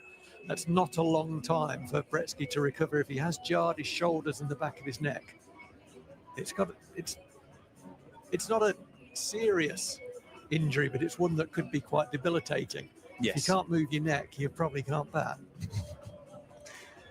Yeah, it's a fairly integral and crucial part, isn't it? But I think is he just going through a concussion check, isn't he? I think at the moment, and a little bit of I think so. Bit of physio. Yeah, I think that's Lee Daggett. I think I was going to say your old mate's got a new job here now. It's a great appointment. Just a great appointment. I know. I've spoken to a few of the lads over the last few days, and they love having Dags around. Just a bundle of positive energy, and also he doesn't let you get away with stuff. You know, he's a really good bloke, Dags. But if you're wrong, he'll let you know about it, and that's a good pro, isn't it? Yes, certainly is. I mean, what a unique circumstance to have that playing career, qualify, I guess, potentially during as a player, as a physiotherapist, or even before, maybe. Virtually, yeah. He was in contract and said, I'd like to come out of my contract because I've got an opportunity to go and take a job with Northampton Saints Rugby, which we didn't stand in his way in doing that. And he hasn't looked back. Built a good business for himself at Move 4 Physio. And he's still running that business and doing this job. So good on him. Good for him. Congratulations to Lee Daggett for his new role. Good to see him back around. So I did play cricket with him for the Rob Keogh testimonial. Just a really good human being. Good man. Ben Aitchison back into the attack. So slight delay in play. 178 for 2 after 16 overs. Zabe and Breetzke in the middle. It's Zabe on strike. That's well, as you described, a hack, but I think they're going to come back for 2, aren't they? They are. It is. They're going to go to Breetzke's end again, which won't cheer him up. I was going to say before this over, you know, in terms of targeting bowlers, well, every over is going to go now, obviously, with 180 on the board, 2 down, 2 blokes who are in. Every ball is going to be. But what I think sometimes Safe can do is overhit and lose his shape a little bit. Just time the ball away. He's so skillful. Don't lose your shape. He's got every shot in the book, hasn't he, as well? That's up over the offside. That's 6, isn't it? I think. No, just inside the rope, I believe. I think it was 6. The spectators say 6. The umpire says 6. And I suspect the fielder down there, Harry Kane, who was closest, did indicate 6 as well. What a shot. Just crept over the rope. Safe save, 21 off 8. All you need, though, only need a millimetre. Aitchison 8 off 2. Sabe 21 off 8. That's over the offside. Right. That's going to be 1 bounce 4 this time. Behind square. That's brilliant 25 off batting. 9. Came down the wicket to get to the pitch of the ball, backed away from the line to open up the offside. There he goes. And then his bat is absolutely open at the point of contact to miss the fielder on the boundary. And with that side spin, the slice, even if it bounces in line with the fielder, it's going to go away to his right, which is exactly what he did. That's some skill, isn't it, to do that? Some skill. He does it so well. He's had a phenomenal red ball summer, hasn't he, safe say? But we haven't seen the best of him in T20 cricket yet for Northamptonshire. And this feels like the perfect recipe for him to be successful. Steps forward, short ball, well watched by Ben Aitchison. That looked like a real effort ball, didn't it, from the Derbyshire seamer there. That was very well bowled, wasn't it? Rushed in for pacer touch. The bad news, though, as he turned around at the back of his mark, is we've got Breetzke to bowl at now. I mean, I'm a big fan of the fact that Matt Breetzke's return to Northamptonshire. Clearly, I mean, there's a great chance the suitcase has been lost somewhere in the airport, isn't it? And he's had to go to the club shop and go, can I borrow a shirt for this evening, chaps? 'Cause, I might have left it in South Africa. Slog sweep, Breetzke, 6. That is 6 runs. What a cricket shot that is. You run out of words after a while. Amazing. That's fetched from about 6 stump over square leg. And Breetzke moves into the 90s. I'm pretty sure, I mean, that was well outside off stump, wasn't it? I'm pretty sure Matt Breetzke wasn't scheduled to play this game. I think this was going to be Tim Robinson's 4th and final game. That would be my understanding. I think there was a bit of surprise and around the ground when Matt Breetzke was announced. 93, 197 for 2. And that is gone. He is dismissed. He can't believe it. He's gutted. He goes for 93 as a muted appeal from the Falcons, but the faithful for the Steelbacks will stand for Matt Breetzke. He deserves the standing ovation of anybody this summer. That is a phenomenal innings. 93 or 45, striking at 206, 9 4s and 5 6s. Fantastic. I mean, what was needed was, I was speaking to my 2 sons who both play cricket earlier today on message, and one of them said, we need our internationals to show up tonight. Well, you were right. I said, you're right. And he has. And also now he can get off and get a cold flannel down the back of his neck or whatever Dax decides is appropriate. A couple of ibuprofen. Well, I was looking through it. Unfortunately, Matt Breetzke's wait for a first T20 goes on. He just falls 1 shy of what was his previous high score as well, which came against Derbyshire in 2024. That time at Derby, he was 94 off, I think, about 50-odd deliveries. But he's a team man, and that's a phenomenal innings. And I think as a team man, that has equaled the highest score for a Northamptonshire 11 against Derbyshire in T20 cricket as well. Yes. Wow. Okay. 197 for 7 back in 3 overs to go. Back in 2016 in a run chase. Gee whiz. Richard Levy scored 58 that day. The 900 club had just been chatting to each other. Patel and Bopara. Been up to much. Been busy. Used to play. Yeah. Yeah. Did I play against you in 2003? Anderson from the Lynn Wilson Centre, and safe save goes inventive, and they're going to come back for another one here. Terrible bit of cricket. I think they might come back for more than just one. That's going to go. Is it going to go for 4? It is. That is a terrible, terrible bit of cricket. It's a 5 for safe save, and Alec Zamfar. I don't think many Falcons teammates will be catching the eye of their Afghan overseas this evening. There was a day to forget. No need to throw that ball. That's the second time he's thrown it. It's gone for 5. Once was when it hit Matt Breetzke, and then he's missed. There was no real run-out chance there. No. Well, it was horrible for Donald. It was at his ankles as well. How often do we talk about pointless throws? Yeah. Too often, probably. Too often. 200 up. 202 for 3 off 17.1 overs. 2.5 overs remain in this innings. And Ravi Bopara and Safe Sabre in the middle. That's a low full toss. I think that is just going to be 1, though, isn't it, with Ravi Bopara and Safe Sabre out there now. Bopara, the leading run scorer for the Steelbacks in the 2025 Vitality Blast. He's had a lean time lately, hasn't he? And he's had a couple of softies for him. Yeah, it was that full toss, wasn't it? Against was it Lancashire, the full toss? It was, yeah. Just straight at Keaton Jennings, wasn't it? At short mid wicket. Safe save. 6. That is 6 of the very, very best. Harry came for a while, wasn't he? Was trying to line himself up with that. Well, Harry came and went, over, didn't he? Harry came, had a look at it, and then went and fetched it. I don't think he's middled that. No, I don't think he did either. What a shot that is. I'm so pleased with the way the lads are going because they've been on the back of some poor defeats the last few weeks. Yeah, it's not middled again. It's going to be some work down on the boundary. It's well cut off. They're going to come back for a second, though. Safe save moves to 39. What? 2 deliveries left in this over.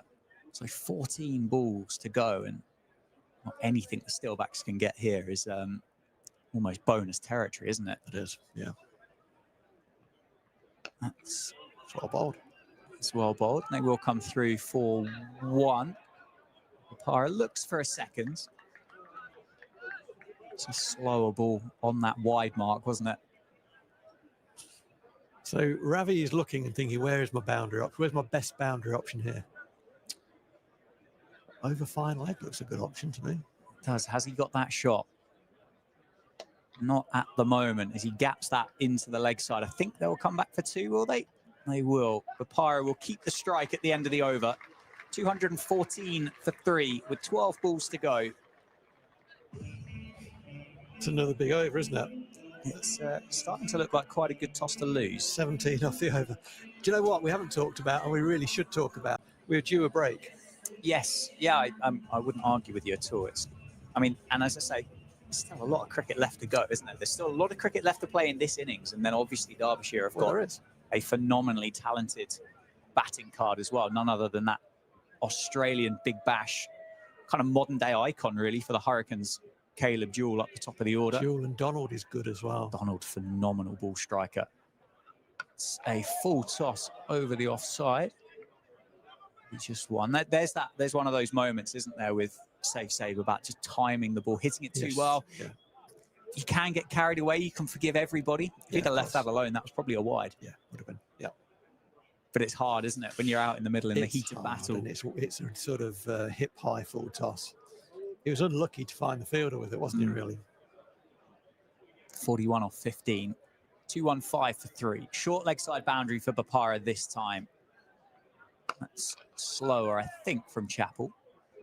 Timed particularly well down the ground. And Derbyshire they've done pretty well here since Breetzke departed. Looking past those 5 overthrows, I think they've done pretty well. The low full toss has been the most successful ball, isn't it? I think there's been 5, and none of them have gone for boundaries. But you're right. No, don't take your eye off the ball here, Northants. This game is won at the end of the game, not halfway through. Absolutely. I don't think Safe Save will take his eye off it. In fact, he tries to hit that for 12, doesn't he, over the Spencer Lounge? Well bowled, wasn't it? Lovely slow ball by Zach Chappell. It was full enough. If it's too short, that ball, then the batter can read it and hold his shot and then wham it really wherever he wants to with a flat bat. But when it's a little bit fuller like that, it does deceive the batter through the shot very early. It's very well bowled. There we go again. Not many do. He does, and he goes pace on, and that is another 6 for Safe Save. Into the chicken van this time. That's taken a nasty bounce. Hopefully everybody's okay. Just about. Down in the food queues. Safe Save moves to 47 off 17. Now, do you want to do the Richie? 2-2-2-3. Yeah, it's not quite, is it? 2-2. No, I can't do it. Sorry, Richie. I'm sure he's watching, listening, watching from above. Up there somewhere. What a commentator that was. What a commentator. 222 for 3. Safe Save 47. That's going to be heaved away. Thick outside edge. And settle on just a single. That's an example of what I was saying. A couple of times he's just tried to swing himself off his feet, hasn't he? When he's held his shape, he can then hit the ball in a variety of places. But he's actually, as you said, taking his eye off the ball almost literally there. Still there, though. He's still there, and he's doing all right, isn't he? 48 off 18. Doing very he's well. Not doing badly. 7 balls to go. Papara, it's going to be a dot ball to finish the over. All things accounted for, that's a very, very good over by Zach Chappell. It conceded 9, And one of but I'll those was a say 6. it only conceded 9. The Steelbacks are going at just under 12s with 6 legal deliveries to go. It's going to be bowled by, was it Ben Aitchison, isn't it, from the David Capel end? It was a very good over, that, from Zach Chappell. Very good over. There was variety. It was a wide Yorker. There was a slower ball. There was a low, another attempted full pace Yorker that ended up as a low full toss. It was a good. I think the only ball that I didn't like was the 6 ball. I think he could have gone 2 slower balls. It's easy to say that from up here, to be brave, isn't it? It is, yeah. When you're not the one with ball in hand, as Martin Anderson from the David Capel end. No, it's not. I thought it was. Yeah, it is. That's going to be saves 50. Just over the rope, I think. No, just inside. 4 for save, 50 for save. That's got to be, I don't know, but it's got to be one of the very, very quickest of his career. 52 off 19 deliveries, striking at 273. 3 4s, 4 6s, and 5 deliveries to go. I dare say he could be looking for the boundary rope again here. He might be. Fielder's up inside the circle. That's jammed in. That's really well bowled. It's incredibly well timed, isn't it? Settle on just 1. I thought we were going to see one of those save, slog sweeps or slog ramps. How the hell do you describe it? Yeah. It flies over the shoulder, doesn't it, into the top tier of the members' lounge. That's an amazing shot, isn't it? The sort of sweep, the full-blooded sweep over his shoulder, lets the ball go past him, catches up with it. Yeah, it's ridiculous, isn't it? And again, another shot that was nowhere near on the cards in 2003 when Ravi first started this competition. Yeah, back on strike though, Papara. That's going to be 6. Slow ball into the surface for Aitchison. Picked. Ravi Papara just camping on the back foot, waiting for it. Wow, there's telegraphed and then there's telegraphed. There's no fielder on the leg side anywhere other than on the boundary. And absolutely guaranteed that Aitchison was going to go into the wicket with a slower ball. I mean, we all knew that. Ravi Bopari knew that. The only person who didn't know what was going to happen was Ben Aitchison by the looks of things. 3 to go. 234 for 2 now for the Steelbacks.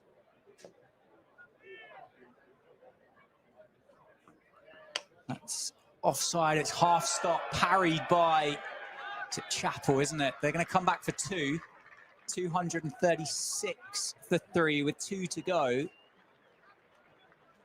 I think, Rowie, we might be on for, we've got to get there yet. But that 237 for 4 up at Headingley at the start of this year might be the highest score of Northamptonshire of their T20 history. What a time to do it. 2 balls to go, 236. Could be ... couldn't it? I mean, I hope it isn't. It is, yeah. 237 for 4 up at Headingley 2025, the highest team total for the Steelbacks. That's high into the air. Samit Patel is getting underneath it and takes the catch. Oh, there's 1 dot. Ravi Bopara departs for 12 off 6, and there'll be 1 delivery left in the evening's entertainment for the Steelbacks. George Bartlett's going to face it. Well, he's got a free hit, that's for sure. Ravi not at his best there. He scored at 200, so that's absolutely fine. No, but he wasn't really quite at his best, was he? In his 7 millionth game of T20 cricket. Not at his fluent best, but hey, it's a tough act to follow, isn't it? When you've sat on the bench watching Matt Breetzke, Dave Willian, more recently Save, who walks back to the non-strikers end like a miner. Those little contributions at a strike rate of 200, they look like nothing on the scorecard, but actually in terms of the total and the run rate, really help. Absolutely. 236 for 4 then. George Bartlett on strike. Ben Aitchison to finish the innings. And that's going to be a toe ender. That's going to be 1 down to the man at short third. So it's going to be 2-3-7 for 4 to finish the innings. And it isn't a new high score. It's a joint highest score for the Steelbacks in T20 history. An exact joint, actually. 237 for 4 today, 237 for 4 up at Headingley. And Safe walks off 53 not out. Fantastic. And I said earlier on when I first came on, what an opportunity to put some wrongs right. And so far, only halfway through, must keep remembering that there's another team to go and have a go at that total now. But so far, the batters have done absolutely everything that could have been asked of them. What I really liked about it was the calmness up front. There was tension in the crowd. It was palpable. The silence was deafening. It sort of transferred maybe a little bit onto the batters. Lost an early wicket in Vasconcelos, but no panic at all. And Breetzke he had a big life, didn't he? At 8, chipped it back to Kazanfar. I mean, you've got to catch up for your own bowling. He didn't, and that really cost the best part of 90 runs.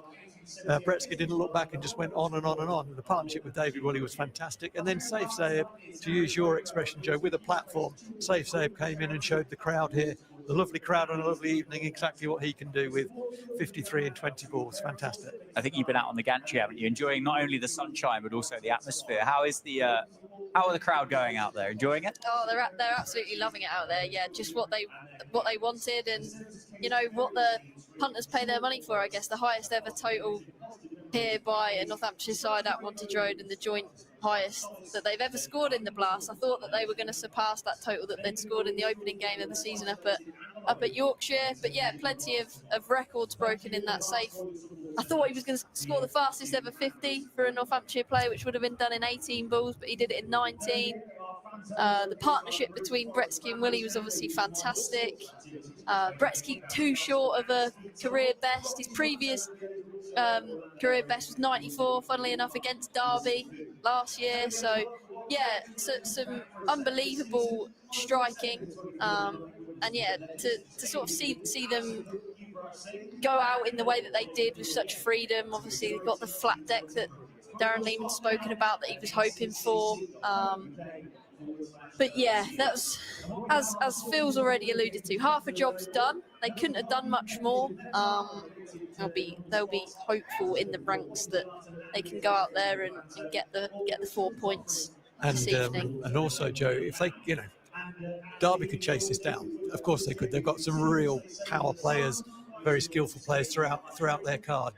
But if Northants are able to finish this game off quickly, while Derbyshire are out for 150, something like that's going to really aid their net run rate, which still could be a factor in that 4th spot for qualification. So they've got to stay switched on, even if they get, as they almost always have got, wickets up front and get ahead of the game with that.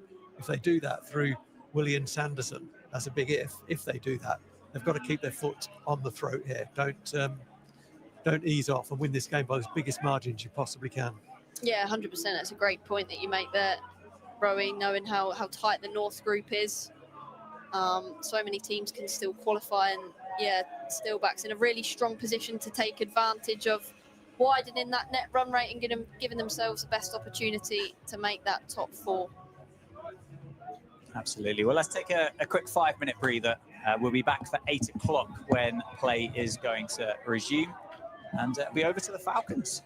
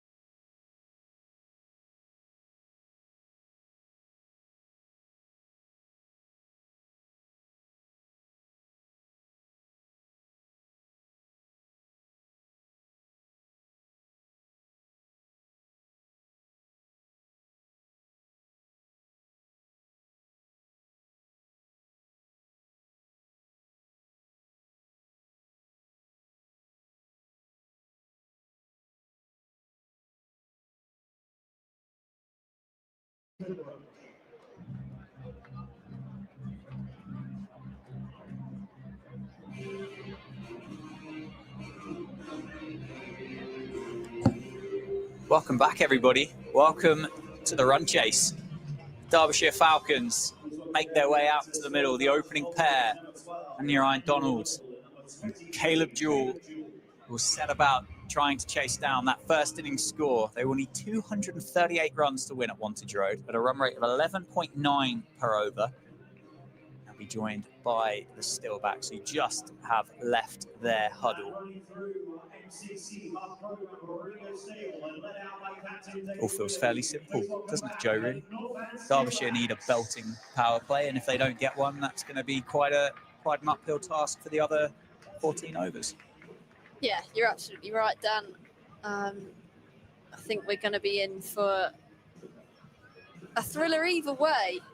If you're a Northamptonshire fan, you would hope, but we know these two are capable of getting Derbyshire off to a blistering start. Caleb Jewell is renowned for opening the batting for the Hobart Hurricanes in the Big Bash. And Nye Donald, as I alluded to when we first came on air earlier this evening, hit that 13 ball 50 and scored 85 off 30 balls against Yorkshire last week. So he's very capable. That was the joint fastest in Vitality or Blast history, was it? 50 off 13 deliveries. And it looks a flat deck, right? And the Northamptonshire batters gave themselves a bit of time early on, but yeah, no, chasing the best part of 240, you're going to have to go after it and maximise the power play. Well, I don't think that fits the game plan for Nye Donald to have a look at a couple early. I think he is get after David Willey early, and it is going to be the captain. That is going to be pulled away and gets past George Scrimshaw. A muted, very muted round of applause. I think there was a couple of hands being clapped there, wasn't there? As Derbyshire get off to a bit of a flyer. 4 off the first ball. Yeah, just short on the hip of Nye Donald. Stays nice and still and just helps it around the corner of the dive of a very tall George Scrimshaw. Long way for him to get down to try and stop that. Certainly won't be the best ball that David Willey has bowled so far in the 2025 Vitality Blast. Looking to get back on the money. Swing that new ball, and he's not. He's been swung away over the leg side. I think that might have gone all the way for 6, you know. Signalled 4 by the umpire. Would have been very, very close to the rope. No fielder down there, as there was earlier on this evening in the Northamptonshire innings, to act as a bit of a fact checker, but... Oh, it did look close, didn't it? I think if it had come anywhere near the middle of the bat, it would have matched the one that Breetzke hit earlier on this evening, but he towed it, so... Yeah, good start for Donald here. 8 off 2, striking at 400. I mean, we did say that he wouldn't have a look at many, and he hasn't, has he? Goes for the ramp, gets it as well. Still striking at 400, Nye Donald. 12 off 3 now for the Falcons opener. Obviously a very, very partisan Northamptonshire crowd in this evening. I think a shot like that deserves a bit of a better round of applause than what we got, don't you, through the effects, Mike? What a shot that was. There you go. There are rowies involved. 12 off 3 for Nye Donald. He has had 3 ducks in this 2025 season. See, when he hasn't had those ducks, they've been phenomenal innings. Great Yorker. Great response for David Willey. Dug out by Nye Donald. Dave Willey with a double teapot. Maybe didn't throw there with Nye Donald out of his ground with the response to what happened to Ali Gazamfar earlier on this evening. Yeah, he's still got his he's got a calm head on his shoulders despite being hit for 3 fours there, Willey, after seeing what Gazamfar sort of cost his team and repercussions of his action earlier. Slower ball through the offside this time. Donald moves to 16 off 5. Nye Donald, he is an exciting T20 cricketer. Keeps going like that, he's going to be attracting suitors from all over the world, isn't he, with the strike rates that he's put together. Did have a look earlier on this evening. I think he's striking about 210, I think, for the competition, is Nye Donald. Yeah, 312 runs before this innings at 211 strike rate. And that is a bit of fortune this time, top edge over the gloves of Lewis McManus. And the first over, well, that's gone for 20 for the Falcons, and they've all come off the bat of Nye Donald. Caleb Jewell stood there at the non-strikers end with the best seat in the house. And the captain has gone round the park. Yeah, brilliant start for Derbyshire. And they're going to have to keep going, aren't they? Like that. It sounds simple, but that sort of intent that Donald had. And do you know what I actually really like? How still he stays on contact. He was actually not trying to overhit any of those balls that he's plundered to the boundary for 4. He's just backing himself. Strong shots. Not really moving around too much. Standing still and just hitting it to where the fielders are, pretty much. Absolutely. Well, Ben Sanderson from the Lynn Wilson Centre end, the leading wicket taker still in the 2025 Vitality Blast.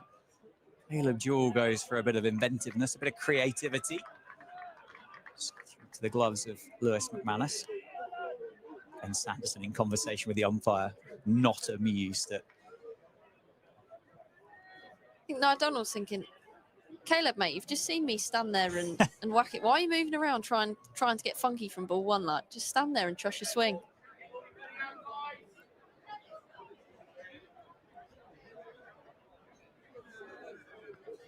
He does stand there and trust his swing. It goes through, beats him for a little bit of pace for Sanderson. Is that out of the Joe Gardner quote book, is it, when you're in conversation with your batting partner? What, stand there and trust your swing? Yeah, you've just watched me whack it all over the place. Just stand there and... I think it's really ironic, actually, because I'm a prime candidate for losing my shape and trying to absolutely hoon it out the park, much like Caleb Jewell did on that previous delivery. So, yeah, I think we can all take a bit of note from the way that Donald struck in the first over. Caleb Jewell, 0 off 2. Make that 0 off 3. It's a Joe Gardner favourite, that, isn't it? 3-dot balls in T20 cricket and something happens. What was it? What was it you were talking about against Durham? There was a phrase, wasn't it? Once the 6 was hit. Oh, yeah, getting minced. Mincing it. Yeah, I did. I was thinking that to myself when I was stood on the gantry, actually. Some of Breetzke and Safe Sabe's hits to all parts. Keeper up to the stumps. Lewis McManus seen enough of Caleb Jewell shuffling down towards Ben Sanderson. Doesn't want to see him run at him. I'm sure he still will, though, if the ball is right. Vasconcelos has been moved into a first slip. There's a bit of protection, I think. Particularly now that Jewell is going to be trapped in the crease. It's a great take, Lewis McManus. Great delivery and a great take. Caleb Jewell will be looking back down the surface and thinking Nye Donald's batting on a different one at the moment. Ben Sanderson doing what Ben Sanderson does. Just over 50% dot ball percentage across the course of the tournament this year. You already alluded to the fact that he's joint leading wicket taker with Riley Meredith. Bowls a little bit quicker than Ben Sanderson, though, Riley Meredith. Stump breaker, isn't he, Riley Meredith? It's 5 dot balls to start the over, and having been silenced in that opening 6 balls, there is just a little bit of life being brought back into this Northamptonshire crowd. It doesn't matter what speed you bowl when you're on the money like Ben Sanderson is, aging like a fine wine this year in the Vitality Blast. Can he get a maiden here? Well, Rowe's just called for a wicket. Fielder's gone out to deep backward point. Cover that off. Sanderson then 5 dot balls in a row and gets taken down the ground. It's going to run away from Luke Proctor. It's going to be 1 bounce for the Australian Caleb Jewell. He does get off the mark eventually. Final ball of Sanderson's first over. And after 2, the Falcons are 24 for no loss. Yeah, tidy start from Sanderson, but I'm sure Jewell will be pleased that he finally got one away. Back end of the over. Didn't quite get all of it, but a boundary nonetheless to his name. Haven't seen this much in the Vitality Blast in 2025. David Willey, having conceded 20 from that first over, has taken himself out of the attack. And he's thrown the ball to the considerably taller and right-handed George Scrimshaw from the David Capel. And Nye Donald on strike, 20 off 6. Make that at least 24 off 6. I think that might be 26 off 7. Nye Donald's picked up George Scrimshaw over the leg side and silenced the crowd at Wantage Road. 26 off 7. So still again. Donald just goes with the line of it, straight down the leg side, and he's just helped it over where a deep fine leg would have been. Not the start that Scrimshaw would have wanted. Not at all. Not at all. All the pressure back on the bowler, but you know what you're going to get with Nye Donald, and that has badged him, isn't it, into the ribs. So they will at least get Nye Donald at the non-striker's end for a moment. Steelbacks will be hoping that might just calm down proceedings, but they're not going to get much time off with Caleb Jewell now on strike. Well, that came off the bat, did I? I thought that came off straight off the body. Yeah, I thought it came off his ribs. It was a rib breaker. Anyway, he's on 27 off 8. Caleb Jewell back on strike. Short ball pulled away. Lloyd Pope is down there and it's evaded him. It's gone straight over the leg spinner. I don't think he would have got it if he'd have stayed on the rope. I think it would have gone over him, but he was in and out for a moment. And Caleb Jewell, he's picked up 6. These first 3 deliveries for George Scrimshaw have gone for 13. Yeah, no, he wasn't catching that even if it had stayed on the rope. It was hard and flat and just over the top of Lloyd Pope's head. Change of angle for Scrimshaw. 13 off 3. The Falcons are flying here. Excuse the pun. That's over David Willey, isn't it? That's going to be another boundary for Caleb Jewell. He moves to 14. That strike rate now up around 200. 41 for no loss after 2.4. It's a replay of that 6 over Lloyd Pope, the ball before. 17 off 4 balls.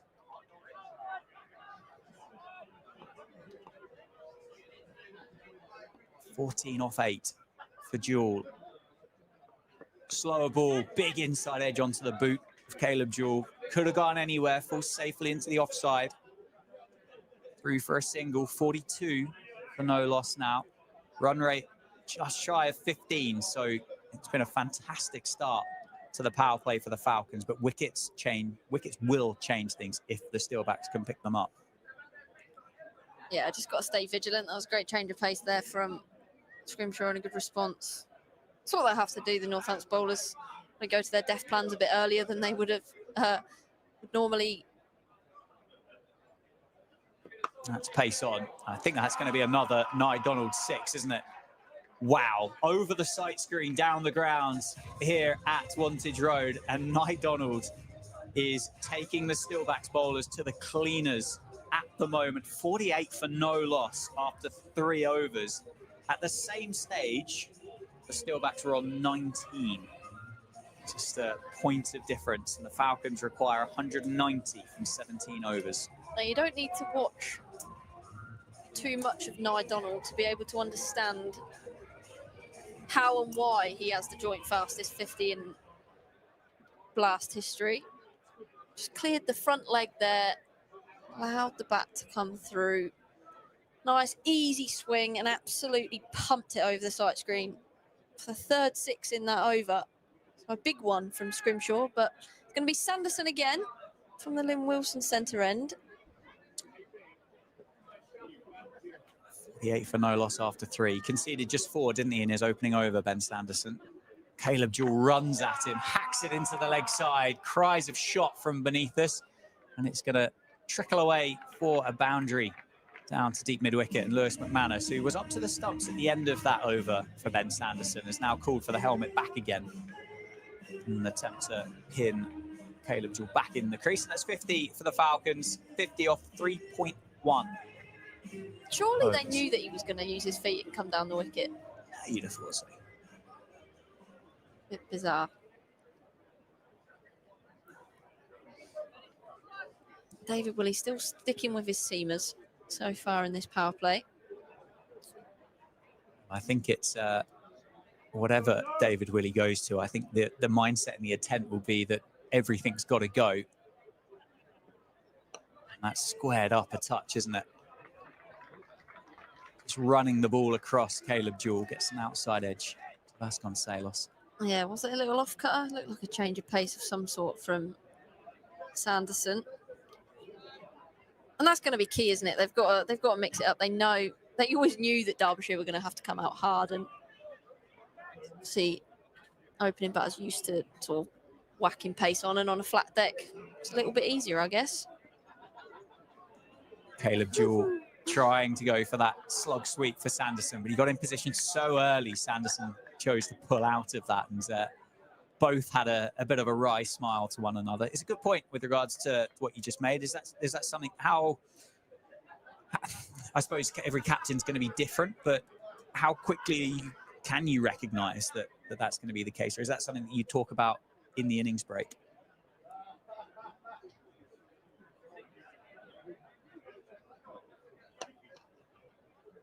It's just going to be one into the leg side. Yeah, I think when you're out there fielding and bowling yourself from a Derbyshire perspective, you could probably, when Breetzke and Willey were going as they were, you can probably assess that it's a pretty flat deck, and I'm sure the bowlers themselves would have realised that they weren't getting much from it, whether that's from a seam or spin perspective. So they probably would have thought, yeah, 200's probably par. Okay, yeah, Northampton ended up getting 237, so they know that obviously a very strong total to try and go out and get. But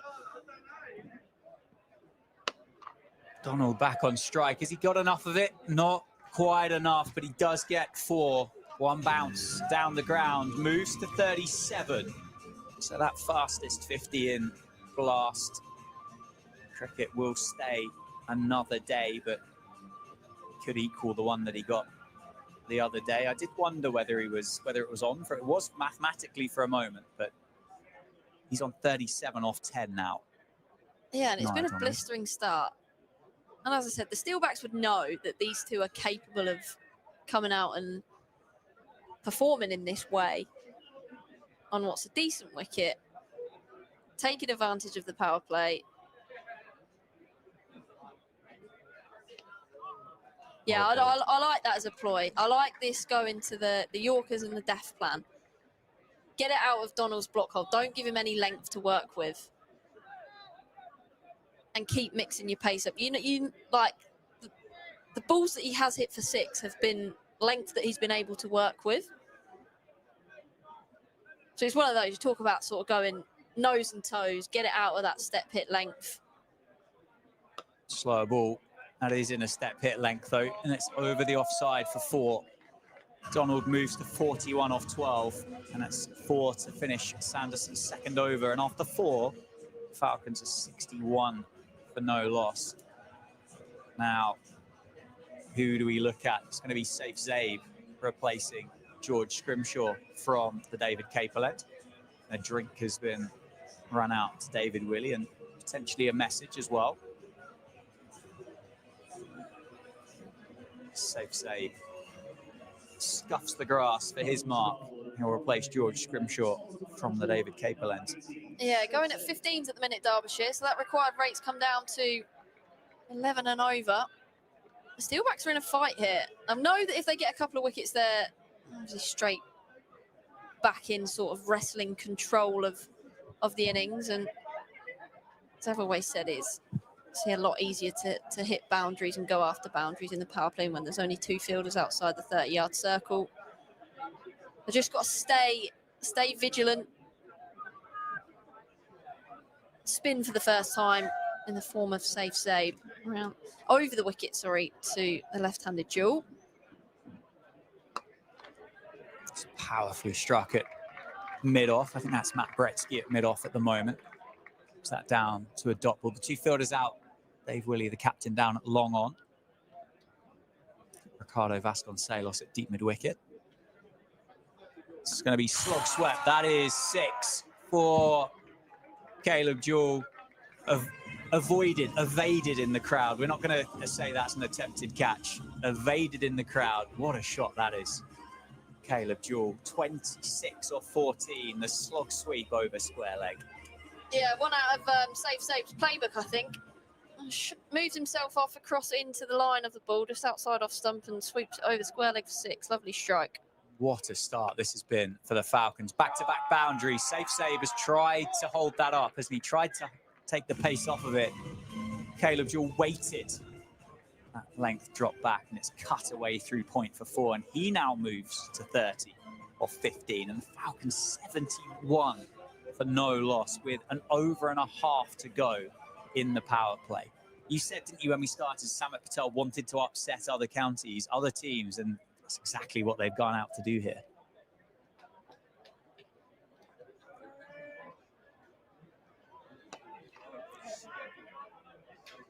Stay on that dot ball. Yeah, blistering start. Derbyshire fans will be glued to this one as long as they didn't turn off at the mid-innings break. They might have checked the score and thought, yeah, we are still in this. I don't think he would, knowing Caleb Jewell and Nye Donald were opening the batting. And that's going to be another 4 behind square this time. No, 1 ball left in the over. Caleb Jewell, 34-75 for no loss in the power play. So looking for guidance and comfort, I think, from Lewis McManus. That's one thing that it's been a tough run for the Steelbacks. Let's not avoid that. Let's not shy away from it. It's been 5 defeats in a row. The confidence will be low. They'll be worried. They'll be thinking about what happens, but they'll know that, or they should know, they can pick up wickets. This will get harder for the Falcons as the innings goes on. At the moment, almost everything the Falcons touch is heading to the rope, and it's the end of the over, and after 5, it's 75 for no loss. At the same stage, the Steelbacks were 38 for 1. Yeah, goodness. Almost double the score. 1 short of doubling the score from a Derbyshire perspective. David Willey's bringing himself back on to close out this power play. Seems like damage limitation.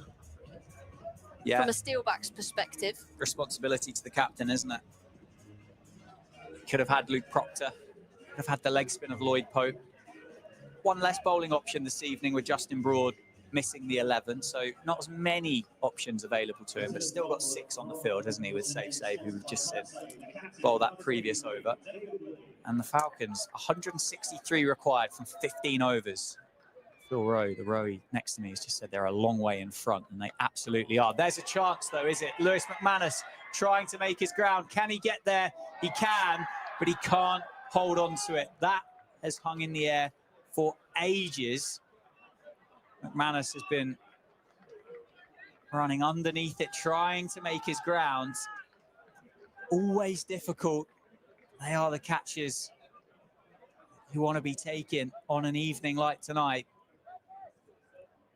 He's a real cheerleader for the side, this Lewis McManus, and that's not going to cheer him up anyway. Big chance. Donald down on 41.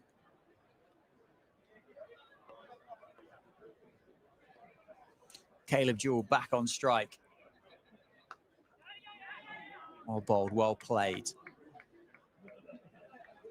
Yeah, you just wonder how important that might be in this run chase from a Steelbacks perspective. Obviously, because Amfar dropping that caught and bowled opportunity of Breetzke when he was on 8 and went on to score a further 85 runs. Donald dropped on 41 on his 12th delivery. Back on strike, though. 2 singles off the first 2 balls of David Willey's second over. Donald goes creative. Caleb Jewell calls him through for a single, and good work by Ravi Bopara. Not out, though. Ball fell kindly there for Lloyd Pope at short fine leg. So it will just be another single.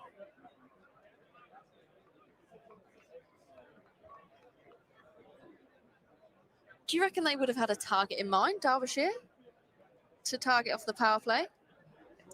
I don't think so. Just go out and score as many as you possibly can. I think it's fairly simple for Donald and Jewel. Advances, well bowled.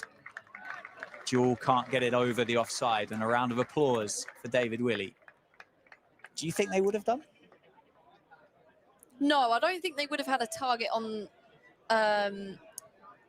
how many they could score off of the power play. I think as the innings progresses, they'll have totals that will be spoken about in the dugout of how many they're confident in scoring off at the back end.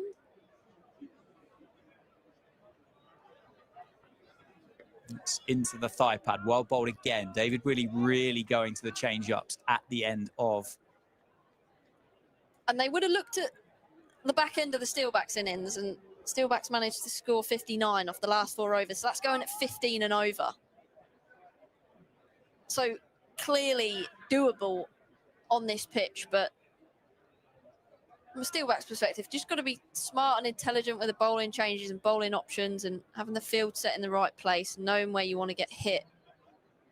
Donald back on strike, pulled away. There's a fielder underneath it. Can't do anything but watch it go over his head. Vasconcelos on the boundary rope. David Willey not particularly happy with that, but I don't think Ricardo Vasconcelos could have done anything to have got that. I think that was well over the head of Ricardo Vasconcelos. 6 runs for Nye Donald to end the power play. It's 85 for no loss. Donald 48 of 15 balls. Yeah, and that required rate for the Falcons dropping below 11 and over for the remaining 14 overs of the contest. So 153 they require. They're going to go out and win the game. Steelbacks know that they just need wickets. Wickets always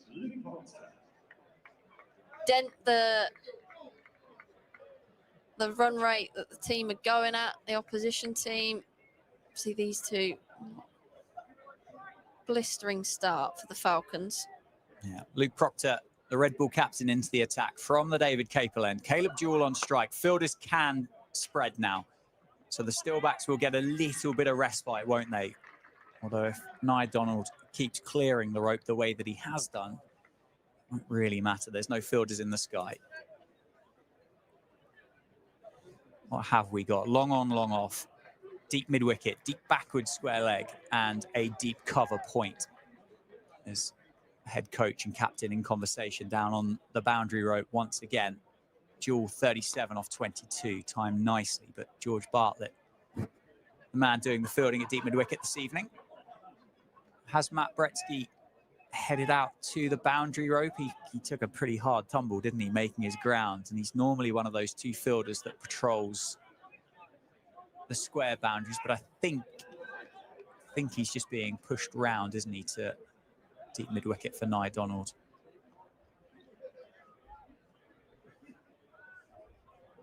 .48 or 15 for Donald. He said 13 ball 50 the other day against Yorkshire. It's a big inside edge dot ball for the Steelbacks. They have been a rarity in this innings. And applauded from the crowd accordingly. Tidy start from Proctor. As you mentioned, always a little bit easier when you can 5 men back on the boundary rather than the 2. Pretty stiff task for the bowlers in the power play. It's batter's game, isn't it? It certainly is. Donald goes again, that's 6. Second that left the bat. That has been deposited over the leg side. As you said, just stand still, quick hands, 6 over the leg side, and it's 54 off 17 for Nye Donald. So still. It's like rinse and repeat. Watching Donald's highlights. Balls that he's struck. Stands, clears the front leg out the way a little bit and just has a really clean, easy swing of the bat. Slower ball, doesn't matter. Straighter this time, down to the coffee van. Off that was a generator of some sort, isn't it? Back-to-back sixes for Nye Donald. He moves to 60 off 18. That strike rate when he went to 50 was 317.65, and I thought that was impressive, and it's just got better. It's incredible, isn't it? 100 up there for Derbyshire inside 7 overs. Incredible. I wonder when the wide Yorker plan might be executed from a Northamptonshire perspective. Well, it's a good question. It could have been, well, potentially could have been done a while ago. Northamptonshire, they brought up the 100 on the stroke of the 10th over. The Derbyshire Falcons have just brought that up with 1 ball to go in the 7th. They are so far in front of the Steelbacks. It is phenomenal. And there are a lot of unhappy campers out there wearing Steelbacks shirts this evening. Yeah, there's a few different conversations going on out on the pitch as they get Luke Proctor gets his hands on a new white Kookaburra ball. Oh, so that one was deposited by Anna Ryan Donald. What an innings so far, just what the opener would have wanted and Derbyshire would have wanted. Don't take your eyes off this one just yet.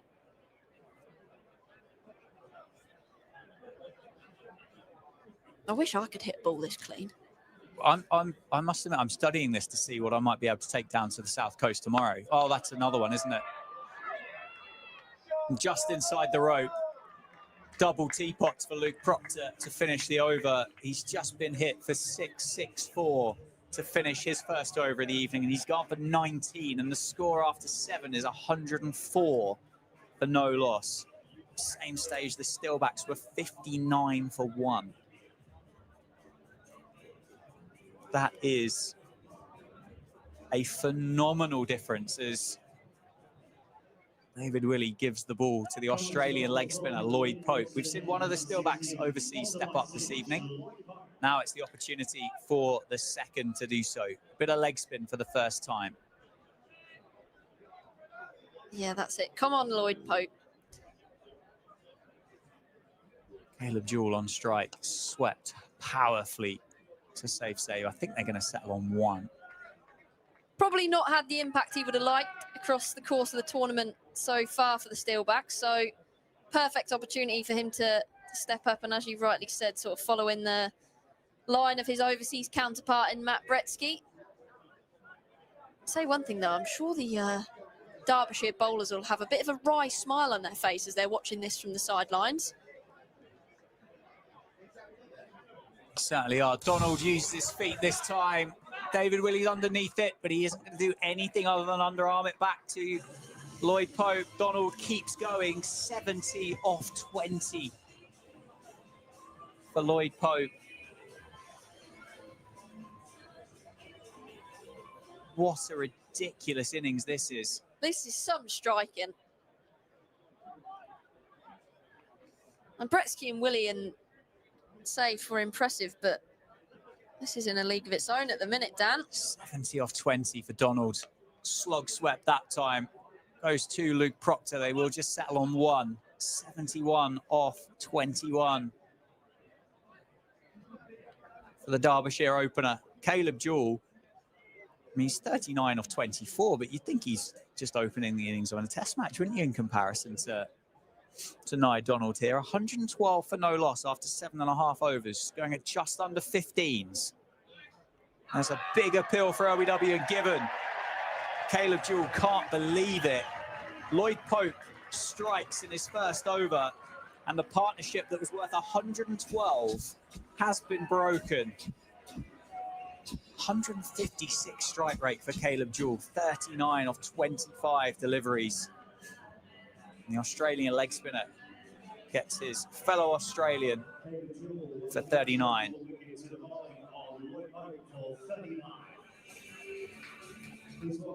I don't think he can have too many complaints with that one, Caleb Jewell, unless he got an under edge or a glove or something on it. But Derbyshire showing their intent here, sending out left-handed power hitter in Ross Whiteley, and he can hit a very long ball. So just going to continue to plough on and try and get that rate below 10s, I would imagine. You know, what a partnership that was. 112 of just 46 deliveries. As you said, a change, a shuffle in the batting order. Harry Kane was carded at 3. Ross Whiteley's been bumped up from, was he number 6, I think, originally. But as you said, they are on top. And this is a statement of intent that they are going to keep going hard at the Steelbacks, despite that advantage that they have at the moment. 55 runs in front they were at the start of this over. 2 to go for Lloyd Pope. He's gone for 8 from 4 balls, but he has got a wicket and he's broken that partnership. Donald's going to take a very quick single. George Scrimshaw in a short, fine leg. Whiteley off the mark. All eyes back on Nye Donald. 71 off 21.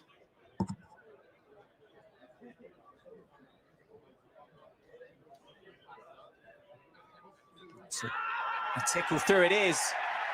It was very, very wide from Lloyd Pope, but he's gone bang, bang, 2 in 2 in the over for the Australian leg spinner. And Donald's got to go for 71 off 21. 113 for 2 now. Double wicket over for Lloyd Pope. Steelbacks always knew that. They always knew that wickets would come. They would just change the face of this run chase. And it's, well, a bit of a rank one for Lloyd Pope, but he's got a tickle on it and he's got to go. Yeah, certainly not pretty, and one for the Lloyd Pope playbook and highlight reel of wickets, I'm sure. But Northants will not care one iota. They've dismissed the man that was 71, not out from just 21 balls prior to that delivery. An unbelievable innings for Donald. He can't believe it. Oh, I did say, take it out of his arc. Take it out of his swinging arc. And that's exactly what Lloyd Pope did there. As I say, it wasn't the prettiest, but he's made an impact instantly. 2 for 9 off his over in Derbyshire. Two new batters at the crease. Martin Anderson joining Ross Whiteley. You got a career in this sport, Joe, I reckon. Clinging on, Dan. Big round of applause for Lloyd Pope as he makes his way down in front of the Briggs and Forrester stands. George Scrimshaw is back into the attack. Slightly different circumstances to that over in the power play, and 2 new batters in the middle as well. Martin Anderson has come out at number 4, so again a real reshuffle. Was beaten for pace, and Breetzke doing the fielding inside, so the 30-yard circle. So he's definitely taken a bit of a knock, isn't he, earlier on this evening, Matt Breetzke? Either that or a little bit of jet lag.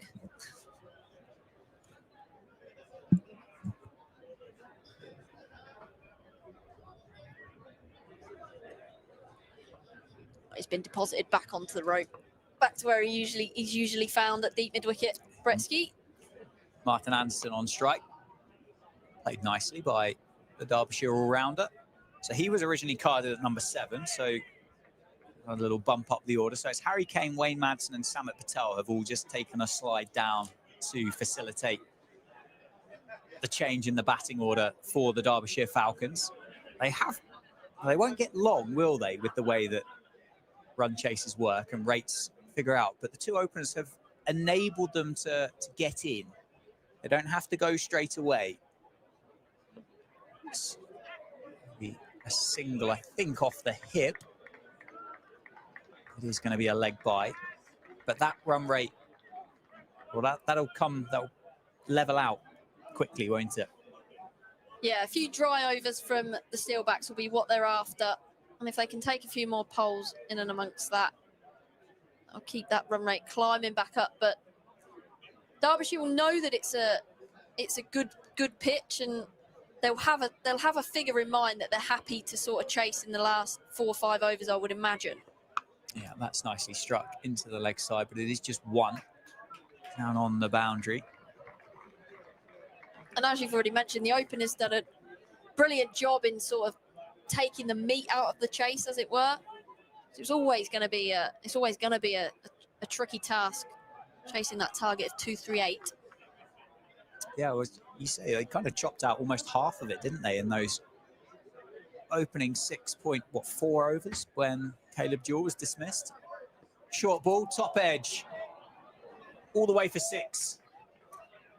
Hand speed for Ross Whiteley. That has, it's gone for 4, in fact. I thought that had gone all the way. But it's 4 then. How on earth has that been signalled as 4? That's perplexing because that's cleared the boundary rope by about 10 foot. And how's no one from Derbyshire realised that, surely? Well, how bizarre. That's strange, to say the least. But it's 4 to Whiteley. Last ball of Scrimshaw's over. As an appeal for LBW, and that would add insult to injury, wouldn't it? Because that's an LBW appeal, I think, probably off the middle of Ross Whiteley's bat. 122 for 2 after 9 then. Whiteley is on 7 and Anderson is on 2. That run rate required is 10.55. The Falcons currently going at 13.56, so they are ahead. They are well ahead of where they need to be right now. But can the Steelbacks pick up any more wickets? Can they find the dot balls? Can they stop the flow of boundaries that the Falcons have had so far at the start of the innings?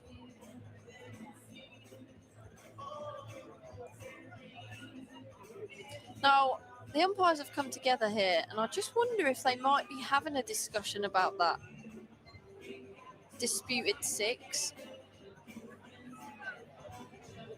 Because it was quite clearly over the rope.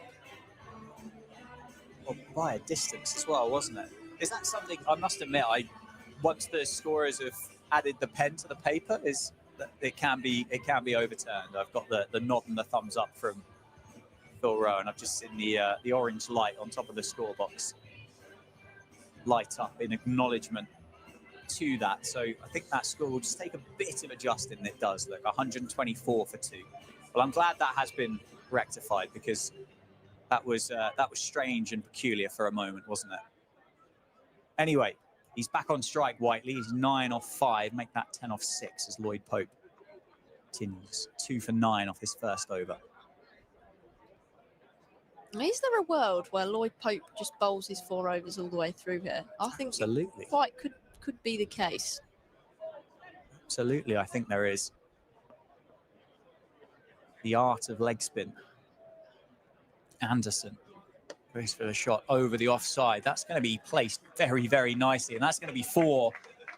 Created that room, created the angle, and he's played Lloyd Pope over the infield for 4 runs. Yeah, brilliant shot there from Martin Anderson, just over extra cover. Split the deep fielders at mid-off and deep cover perfectly. Create some room again. That's well fielded, very, very well fielded by Ravi Bopara. Picks that up, manages to throw it in whilst still falling at the same time. It's a single though. Hasn't bowled yet, Ravi Bopara, in this innings. He only bowled 8 overs, I think, during the course of the 2025 season. But he has an option there available for David Willey if he wants to use him. Well bowled, well played. And Luke Proctor keeping that down to a dot ball. 130 for 2 off 9.4. Still the Falcons well in front. All the way, muscled really, but I think it's just going to be 1. George Bartlett. Good boundary fielder, George Bartlett. It's been an entertaining first half, this, Joe. Yeah, it has. Absolutely has. Solid stint. Halfway point for me before I hand over to Phil Rowe.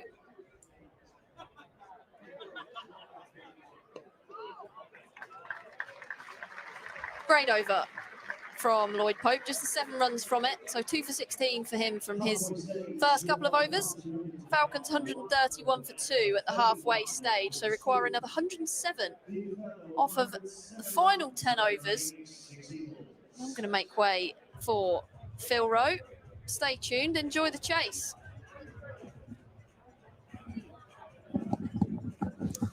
we go, halfway stage, 10 overs to go. The Derbyshire Falcons require 107 from 60 deliveries with 8 wickets in hands. It's Ross Whiteley and Martin Anderson in the middle. You enjoyed that, Rowie? No. Okay. Have you enjoyed it from a cricket fan's perspective? Incredible hitting. Phenomenal, wasn't it? I mean, we said halfway how good Donald can be, and that's what I've ever seen him play. Yeah, that's out. Whiteley goes. The crowd erupts. Scrimshaw gets the wicket. Sanderson takes the catch. And Derbyshire are now 3 down. 131 for 3. It's easy to say this now, but I didn't think it at the time. I think throwing Whiteley up there probably wasn't the right plan. He's a finisher, and you're asking him to bat sort of 12 overs, and he doesn't really do that. And he didn't look comfortable there, did he, at all, actually? 11 off 9. He's gone in to hit boundaries, and actually he's found that very difficult, and he's not a manipulator of the ball. That's not his job. So anyway, whatever the thinking was, whatever the tactics were, it's good to see the back of him from a Northamptonshire perspective. But let's just, an opportunity to talk about Nye Donald and that innings. He was hitting balls that were, some of them were in the slot, but many of them were nowhere near the slot. He made them into slot balls. He made them into balls in his area. And a couple of times he took balls for 6 that he was nowhere near. And the timing and the skill of that is absolutely incredible, let alone the bat speed and the balance. And it was absolutely, that was world class, actually. It was world class. Really was. Wayne Madsen in at number 5. The experience of Wayne Madsen flicks that one off the hip and gets 4 straight away. Yeah, I mean, that's where I'd have gone. I'd have gone Madsen, because he will not waste many balls. Brilliant player of spin, sweeps, reverse sweeps brilliantly. He's an ex-hockey player as well. And a man who's got lots and lots of experience. And he looks a bit agitated out there, actually, Wayne Madsen. As though this is my job. I was going to say, I wonder who and how would have been involved in that topic of conversation. Obviously, the captain and the coach, but to have made that quite a significant change, and to do it twice as well with Anderson following Whiteley is not typically seen. But hey, if it had worked, it would have been perfect, wouldn't it? And it could have worked. But I think with Whiteley, you've got a bowl in his area. If you get it wrong, then Whiteley can take you as far as anyone. He hits the ball miles if you get it wrong. But you can't guarantee that. Whereas Madsen can make things happen, as Donald did. He made some of those balls into bad balls that weren't bad balls at all. It was extraordinary. And Derbyshire are still ahead in this game. Make no bones about that. Absolutely. 100 needed off 58. And that's going to be a couple more added off the score, because Dave Willey, I don't think, is going to haul that one back in. It's a brilliant effort by the captain, but he can't do anything but take the ball over the boundary rope with him. 2 boundaries to start for Wayne Madsen. 8 off 2. 142 for 3. Italy have qualified for the next World T20, and Wayne Madsen, whilst not part of those qualifications, has been part of that squad before. So got a World Cup on his horizon now as well. That's incredible, isn't it? It's so good for cricket. It's phenomenally good for cricket. It should be a world's game. It's a World Cup. Get more countries playing. That's going to be just one Vasconcelos off the boundary. How can you have a World Cup and 8 nations turn up? Yeah, the difficulty is some of those games are going to be very, very one-sided. So I think you're right in what you say. The game needs to expand if it's going to survive. Has to do that. What it doesn't need is tournaments that are full of meaningless games. So it's sort that one out, because they are contradictory points. Yeah, pick the bones out of it. Yeah. 97 required off 56. Cry of catch from somewhere, but through to the gloves of McManus. Game on, isn't it? It certainly is. Where are you? Where would you put it at the moment? I think it's. I mean, I will put my money on the table. I think Northamptonshire will win this game, even though I think Derbyshire are favourites, are ahead of the game. Okay. Because Derbyshire are not used to winning, and I think they're going to blink. Fair enough. If they don't blink, they'll get home, I think. Yeah, there'll be a strong argument to say over the last couple of weeks the Steelbacks haven't been particularly used to it either, and it's gone. Scrimshaw goes through. Martin Anderson. 2 wickets for Scrimshaw now, 2 in the over, 1 at the start, 1 at the end. And the Falcons are 141 for 4, and your mindset there's just come a little bit more true, hasn't it? Yeah, it was well bowled, wasn't it, by George Scrimshaw? He earlier in his spell, he went for a couple of boundaries, and then his response was a slower ball. That wasn't a slower ball, but it was on the stumps. For me, he hasn't bowled in this tournament. He hasn't bowled enough balls at the stumps. Now, his job has been to come through in the middle overs and bowl the ball over the stumps, challenge people to take him off that length. But what he's done is he's gone too short, and he's opened up both sides with a pull shot or get away from it with a cut shot. And if batters know that the stumps are not in play, well, they can back away. Yeah. And there's a guy on the bench who's not in yet, and Samit Patel, who did that brilliantly up at Derbyshire against Scrimshaw in particular, backed away, was able to pull it or flat bat it over the offside. But you've got to have a ball that hits the stumps, and he's increasingly done that. He did it last night quite well, picked up 3 wickets. He's done it again tonight. Yeah, was it Samit Patel? Was 83 or 50, wasn't it, up at Derby earlier on this year, just in vain in that run chase. Lloyd Pope then to start his third. Oh, it's an inside edge. It's well tidied up by Lewis McManus, but it wouldn't have been far away from leg stump. This is very good to see from Lloyd Pope. He's had a quiet tournament, but this is when your team need you. You are the overseas. You are the box office guy. Big bash player. Come and do it, and he has. Reverse sweep by Madsen. Is it going to be 4? It is. It beats George Bartlett down on the boundary rope. Again, the crowd don't quite believe yet, do they, Phil? Well, they're right not to, because the run rate's still under 11s. If Derbyshire can manage that, as I say, I think Derbyshire is still, even with that last wicket, I think they're still slightly ahead of the game. But do they kind of believe that? Well, they were 30 runs ahead at the start of this over. Madsen goes inventive again. Can't connect. Well tidied up by Lewis McManus. That's horrible for a wicketkeeper, isn't it? You're unsighted for a long, long time. There's every chance the ball's going to hit you off the face of the bat as well. Absolutely. That's a great take. Good start to the over, just 4 from it. Pace off. It's going to be wide though for Lloyd Pope. He did pick up. That's okay. Donald, didn't he, with the same delivery? He did. That's all right. You know, a wide is not the end of the world. As long as your 7th ball doesn't go for a boundary, it's not the end of the world. He sensed he's going to run it in. He didn't. Oh, my goodness. That is as big of a 6 as you're going to see all night. That's in the back gardens. That's just kissed off the conservatory or the extension down in those back gardens. 150 up for the Falcons. Madsen goes for 6 and new balls, please. Yeah, I said at the break, didn't we, between the innings, how good a player Madsen is all round, but in particular of spin. He can sweep, as we've just seen there. That was an orthodox sweep shot, just taking it early and hit it for 6. 2 balls ago, reverse swept one through mid-wicket for 4. So he's got all the shots, Wayne Madsen.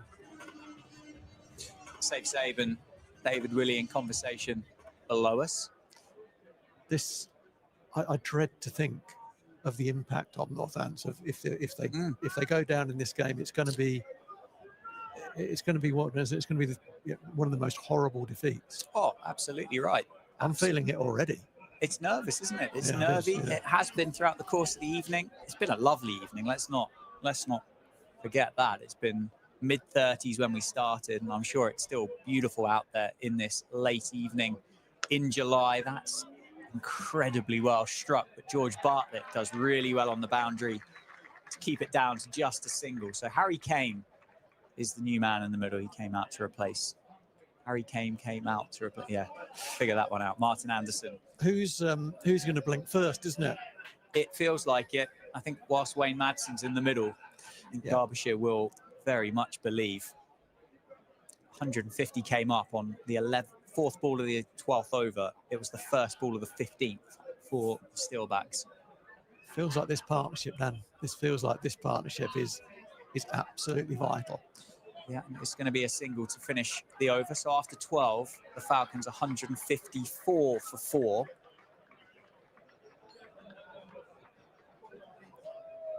And I think as well, just an acknowledgement there for Harry Kane, just to kind of realise the fact that no, actually they have got a bit of breathing room at the moment. They don't just have to go flat out. They won't get long, but they have just extended that.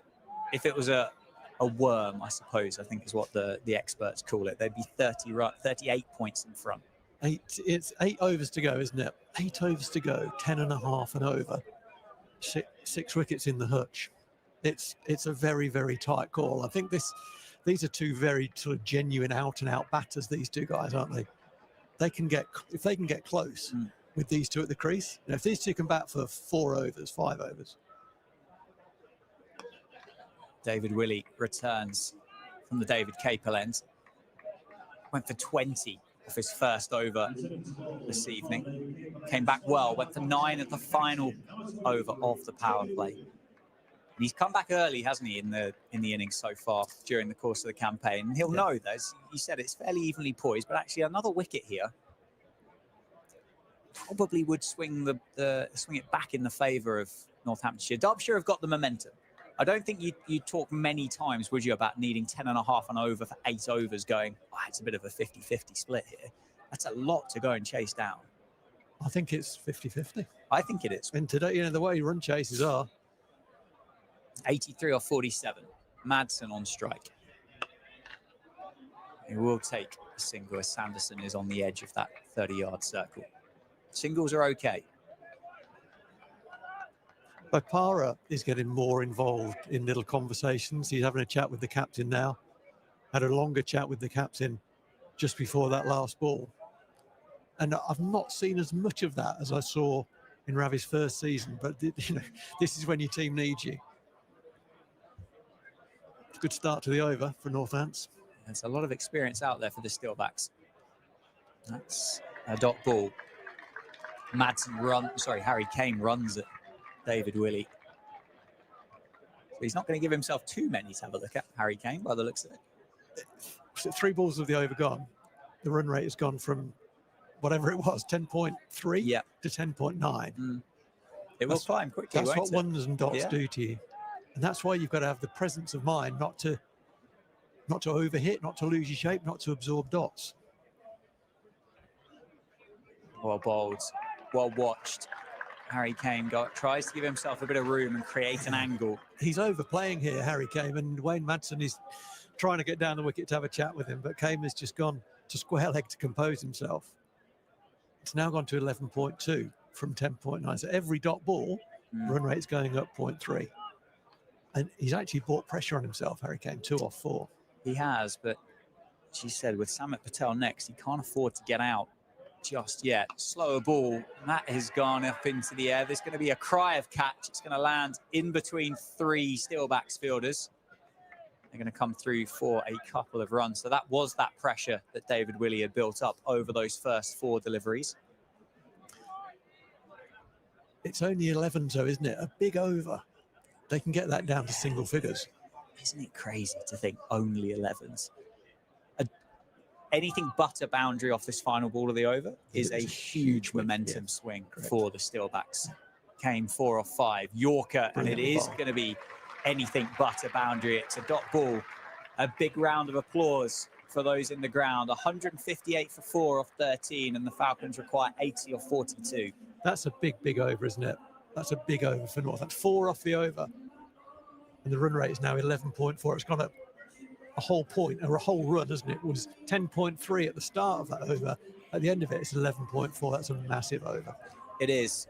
It was plus 38 at the start of that over. It's now plus 24. That's how big of a chunk was taken out of that. But nothing much is going to change for the Falcons. It can be a simple sport, this, can't it? And I suppose when you go out there and you have 238 on the board, it makes that run chase slightly simpler. Yeah, absolutely. I think we've just not responded quick. I mean, firstly, Derbyshire have played brilliantly. And I think Donald in particular can do that to anyone on his day. So you've got to say that. But sometimes Joe made a point of go for your death options earlier. And I don't think we generally do that quickly enough. Yeah, Luke Proctor back into the attack. There is a death option, but that is going to be brilliantly stopped. That was absolutely by George Bartlett. Field. That was a fantastic bit of fielding. Fantastically stopped. Made a lot of ground up, didn't he, George Bartlett? He made that look pretty easy. It was anything but. It was behind him, wasn't it? Yeah, he's kind of trapped it, isn't it, between his knee and his hand. 2 off the first ball if Proctor's over then. Slower ball again, cut away. It will just be 1 to George Scrimshaw. So a real change up here for Luke Proctor. Slower ball Yorker to start. Slower ball into the surface for seconds. 3 runs off the first 3 balls and required rate up to 11.6. 77 required off 40. Captain gets himself, as he usually does, down underneath us, doesn't he, at long on. And the issue with that is communication then from there. It's not easy to move the fielders. It's helpful for the Steelbacks. Just 1 again. Harry Kane moves to 5. Madsen back on strike, 24 off 11. He is the danger man. There's no 2 ways about it. The last 10 balls have been absolutely fantastic, haven't they, from Northampton? No boundary, 3 dots, quite a few 1s. Something's got to give, you feel? They have been spot on. Slower ball, an appeal from the crowd, nothing from those in the middle. Lewis McManus doesn't throw. Dave Willey would have been running in off the boundary. What's that cut-off time, Rowie? That's something else just to throw into 21-21. Throw into the mix. I think the Steelbacks are okay at the moment, despite the fireworks at the top of the innings. I think they're okay for that, but last thing they'll want to do is have 6 deliveries at the end with only 4 outside that 30-yard circle. 2 balls to go in the over. Oh, and a dot ball for Luke Proctor. Harry Kane, 5 off 8. He's really overplaying this, isn't he? You know, that ball is wider than Luke Proctor wanted it to be. Any bat on that probably goes for 4.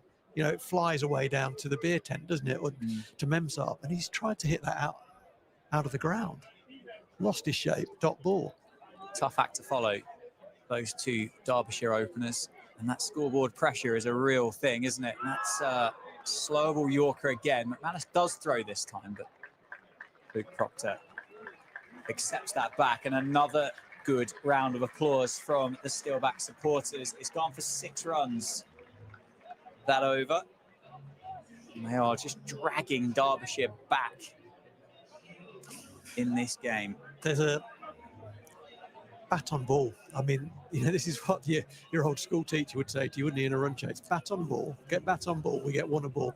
And in fact, a couple of the balls that Kamer's faced, if he gets any bat on ball, he probably picks up a boundary behind square on the offside, but he's trying to hit it over long off. And he's now 5 from 9. He's put a lot of pressure on himself, but he can catch up. And he's kept the strike as well. Scrimshaw pace on. Let's take the single. That was a good delivery, George Scrimshaw. It was not short. It wasn't a slot ball. It was into the back hip. And there's very little that Kane could do with that. What he did do, he's got bat on ball and got up to the other end. Passed it over to Madsen, who's scoring at a strike rate of 200. Where are the boundary options for Madsen? He's pretty much played every shot in his book, hasn't he, so far in this innings. Short leg sides, opens up the offside, carved away. Vasconcelos can't get to it, elects to keep it down to just a single. So pressure building, required run rate 12.7. That has flown up, hasn't it? And it's been the last 14, 15 balls. It was 10.3 2 overs ago. Dot balls kill you. But a few 6s can come right back your way. Absolutely. Came 6 off 10. That is possibly one of them. David Willey can it is one of those. That's an extraordinary shot. That is beautifully timed by Harry Kane into the members here at Wantage Road. Front foot pull down over long on for 6. What a shot. That was some bat speed in that, wasn't it? Drops in the crowd, Rowie. Was it? Dropped by the members, they can't catch. Yeah, get to the club early tomorrow. We've got catching practice to do. Third man comes into the ring, mid-on. The captain goes back. Change of pace for Scrimshaw. Nicely timed, nicely played, but safe Zabe doing the fielding down there. They've got some quick boundary riders, the Steelbacks, haven't they? They do. They do. One massive positive they've got in their favour. David Willey's got a phenomenal set of hands. Matt Breetzke, save down there on the leg side for Wayne Madsen. Very, very quick. There'll be one more at fine leg, won't there? George Scrimshaw. 2 balls left in the over. That's toe-ended. That might be 4, you know. Is it going to beat David Willey? It's not. That is absolutely phenomenal by the captain. He has covered 100-odd yards to get round to that. Look at this. Look at the athleticism here. Firstly, to get to it, the ground speed was great. Then the timing of the interception was amazing. Goes in cleanly, up and throw. And it was a very accurate throw. That's an amazing piece of work. That is as good as you're going to see in any format of cricket, anywhere around the world. There's a chance for a catch here. If Dave Willey can get there, he can't. In fact, it hasn't left the 30-yard circle. You wouldn't have bet against David Willey for making that, would you? Let's be honest. But the ball didn't leave the 30-yard circle. Had he caught that, there would have been a steward's inquiry, I think. 176 for 4 with 5 overs to go. Yeah, Usain Bolt's not catching that. No. 62 off 30 then, Rowie. Madsen and Kame in the middle. Steelbacks will still feel a little bit under pressure here, won't they? Oh, I think it's an even money game. It's just over 12, isn't it? But only for 5 overs. It's an even money game. I think if Derbyshire had won more games, and maybe they're a batter light in that chase. Yeah. That's why I think it's so much on these two. Yeah, I mean, they gambled, didn't they, with the reshuffle. Luke Proctor back in, slower ball, big slower ball out the back of the hands. Just concede 1 to Vasconcelos at deep mid-wicket. Yeah, there's no sign of panic yet, is there, from Wayne Madsen? 6 for Harry Kane may have just settled his nerves slightly. Dave Willey's down in front of us now. He's seemingly everywhere at the moment. Long on for the captain. That's normally what you get the person making their debut do on a Saturday afternoon, isn't it? Slower ball again. That's just going to be another single as Dave Willey comes off that boundary. I suppose one question to potentially start thinking about, well, not thinking about, but musing over, but what number could Derbyshire let it get to would be the question, wouldn't it? Well, I mean, yeah, it depends how long for, doesn't it? Over 2 overs, you could probably chase 35 off 2 overs. That's powerfully struck. David Willey is underneath it. And it is out. The captain takes the catch. That's huge. The big wicket of Wayne Madsen. He goes for 29. And the Steelbacks have got the 5th wicket. And it's now 60 required off 27 balls as Luke Proctor gets his 1st wicket of the evening. Yeah, well bowled, Proc. It was well struck by Madsen. It was very full, wasn't it? It was a slower ball. It dipped on him. He was trying to get it squarer than that. He got it straighter. It was a bit off the bottom of the bat. Once it's in the vicinity of the Northampton captain, David Willey, you kind of just know he's always going to catch it. He must feel under pressure a little bit because, you know, he's due to spill one. He hasn't dropped a catch as long as I can remember, and he's caught some screamers. That wasn't a screamer. It just needed catching to get rid of Madsen. And so it was caught. It does bring in the Derbyshire captain, Samit Patel. He's a very, very fine player. As you say, took Northampton for the best part of 90 in the corresponding fixture earlier in this group tournament. He won't be on for running too many 2s, though, that's for sure. No, 60 off 27. Full toss in the end. Umpires will look at one another and they've deemed that to be over waist height. And Ricardo Vasconcelos can't pick that up clean, so we'll allow him to come back for 2, and Samit Patel will keep the strike. That is a surprise that they've called that over. And over waist height. And the 1 warning for Luke Proctor as well. It can't have got to Samit Patel at much more than about 35 miles an hour, but laws are laws, rules are rules. Samit Patel with a free hit then. Field can't change because the batter has stayed on strike. Could have done if that had been picked up cleanly.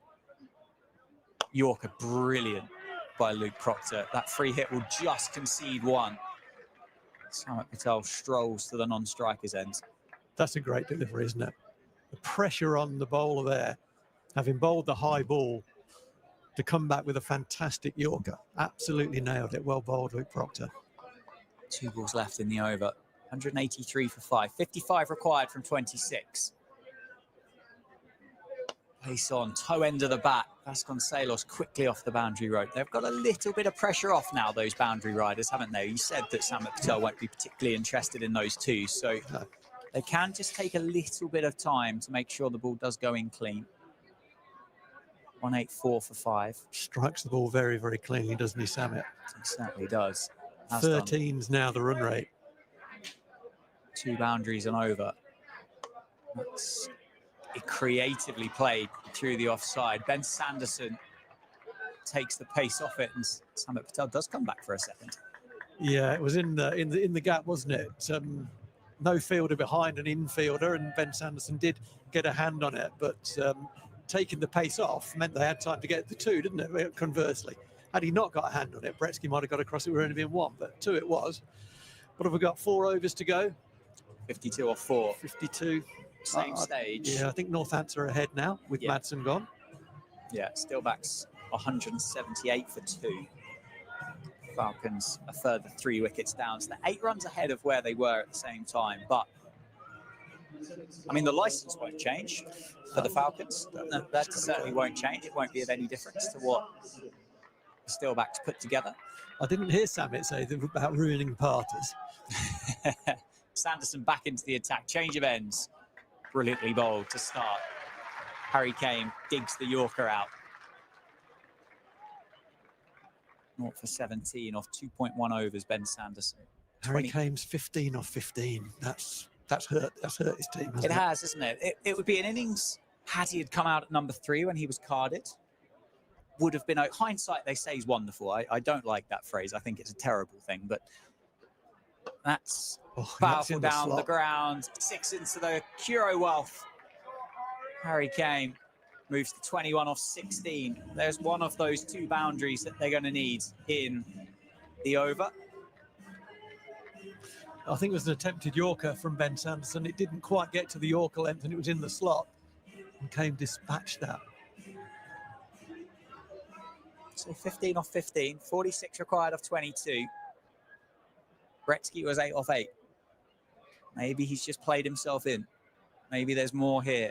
He swung himself off his feet, playing himself in. Yeah, he did, but just like that. Continues to do so. Dot ball, good response for Ben Sanderson, 46 off 21. Ben he's gone to Yorkers quite a few times in this competition, Ben Sanderson, at the back end, and he's done it extremely well. He really has done it well. He's a double threat, isn't he? Because he gets wickets up front and he bowls dots, builds pressure at the end. Creativity. Does it get past Lloyd Pope? Why has he not caught that? Go for the catch. Just elects to save the boundary instead. He completely misread that. He's run away from the ball rather than running across to his right. If he runs to his right, he catches it. Look, you can see there. He just misread it, didn't he? I think he thought it had gone over his head. Pulled out of it for a moment, didn't he? Yeah, he did. Yeah. Maybe felt that he and Ravi Bopara would have finished second had that have skipped off the surface down to the deep 3rd boundary. Samit Patel back on strike. Oh, that's beautifully bowled. Brilliant Yorker, Ben Sanderson. And each dot ball now is welcomed with as loud of an applause as what there had been for a boundary in the Steelbacks innings. 45 required off 19. Run rate 14.2. So another 6 here for the Falcons would still leave them below what they require per over. It's not going to be a 6. It's great ball. Really well bowled. I wonder if Samit Patel, had he left that, would it have been a wide? It's going to be a dot ball to finish. That's a great over that, isn't it, Dan? It certainly is. 194 for 5. And for the first time in the innings, the Steelbacks and a like-for-like comparison at 3 runs in front. My goodness gracious. You kind of think, you also think, what score do Northampton need to get to be safe in the game? Because I did think halfway through they probably were safe, as I think a number, that's not to pour any scorn on the Derbyshire lineup. It's just a lot of runs, isn't it? 238 to win the game. It's a phenomenal run chase to get close to. But actually, 3 overs to go. If this over is a poor over, then they're right back in it again. Yeah, but the ball is in hand with David Willey. He did go for 20 off his first over. That's going to be up in the air. I think that's going to fall safe, is it? Ravi Bopara? Oh, he can't get it. It's a good effort. Tough catch over the shoulder for Bopara. Crucially for the Steelbacks, it has only cost 1 run. He went for 20 off his first over. I can't believe there's been many occasions that David Willey has gone for 20 off an over in T20 cricket. The likelihood of that happening twice in the... Certainly not up front. Yes. Yeah, certainly not up front. Has cost 1. Harry Kane, 22 off 18, back on strike. Slower ball, powerfully struck down the ground. It's beautifully timed, isn't it? But Matt Breetzke keeps that down to just 1. And that run rate now just shy of 16s. Hustling through his over, isn't he? Very conscious of that that cut-off. They've got 4 balls of this plus 1 more to be bowled in 6 minutes and to start to also be ready for the next one. 42 off 16. Great Yorker. Well dug out, Samit Patel. Put that in an angle to still pick up a single. This has been some of the best death bowling that I've seen from Northampton in the competition. And boy, it's been needed. And they've executed under extreme pressure. They lose this, they're out. Under extreme pressure, so far, still a way to go. 2.5 overs to go, but so far, from over sort of 12 onwards, they've been brilliant. They have. 41 required off 15 for the Falcons. Oh, that's dear. A slower ball. That's up into the air. It's going to be over waist height. It's not going to find the boundary rope. Steelbacks will just make sure that it's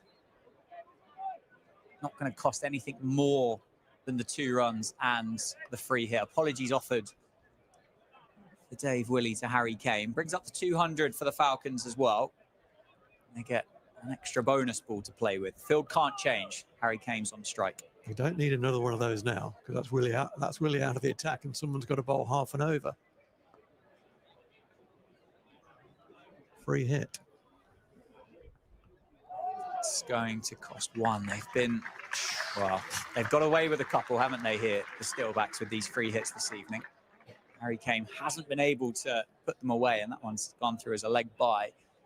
So actually, the run rate required is just dipped by 0.2, I think, with the no ball. And David Willey's got 2 deliveries left in his work for this evening. I said 35 off 2, and it's going to be about that, isn't it? It's not going to be far away. It might be a little bit under if Samit Patel can get one of these away. He can't. Dot ball through to... That's a sort of Samit Patel shot, that, isn't it? It's a little wristy kind of flick over the offside. Absolutely. Those 2 fielders up on that 30-yard circle. Wouldn't have to get much on it to get past Scrimshaw and Sanderson. Final ball of the over then. 36 required off 13. And that is straight up in the air. That's going to take some catching. I think Scrimshaw's called for it, and it's gone down, and it's gone for 4. Just to add insult to injury, called it early. I don't think Lewis McManus would have got there, to be fair. It's gone straight up the chimney for the Falcons. Didn't look like he wanted that, did he, for a long time? And the score, it's going to take some catching up, but I believe the score is 206 for 5. 32 needed. Yeah. It was look. It wasn't the most confident attempt to catch it. It was a really, really, really difficult catch. That's about a 50%, I'd have thought. The really unfortunate thing was having dropped it. He got enough hands on it. He got sort of the pad of the hand, and it pushed it forward for 4. That's the real problem, I think. Sanderson to bowl out his final over. Yorker, great Yorker, and appeal for LBW. Umpire gave an indication for something there, but not quite sure what. Well, there are appeals and there are appeals, aren't there? That just looked like an appeal that Ben thought was out, Ben Sanderson, because he didn't bother fielding the ball. Well, he's having a friendly chat with Tom Lumley, so all's good. 31 off 11. 206 for 5. Samit Patel advances, and it's a dot ball through to McManus. I think the scoreboard has just caught up again. Scorers just needed to find some AA batteries for the lights over the other side, maybe. Tough job, isn't it, scoring? Particularly, I would imagine, at the intensity of professional T20 cricket. Yeah. 207 for 5. Advances again. Cries of a crowd catch, I think, that time, but just one.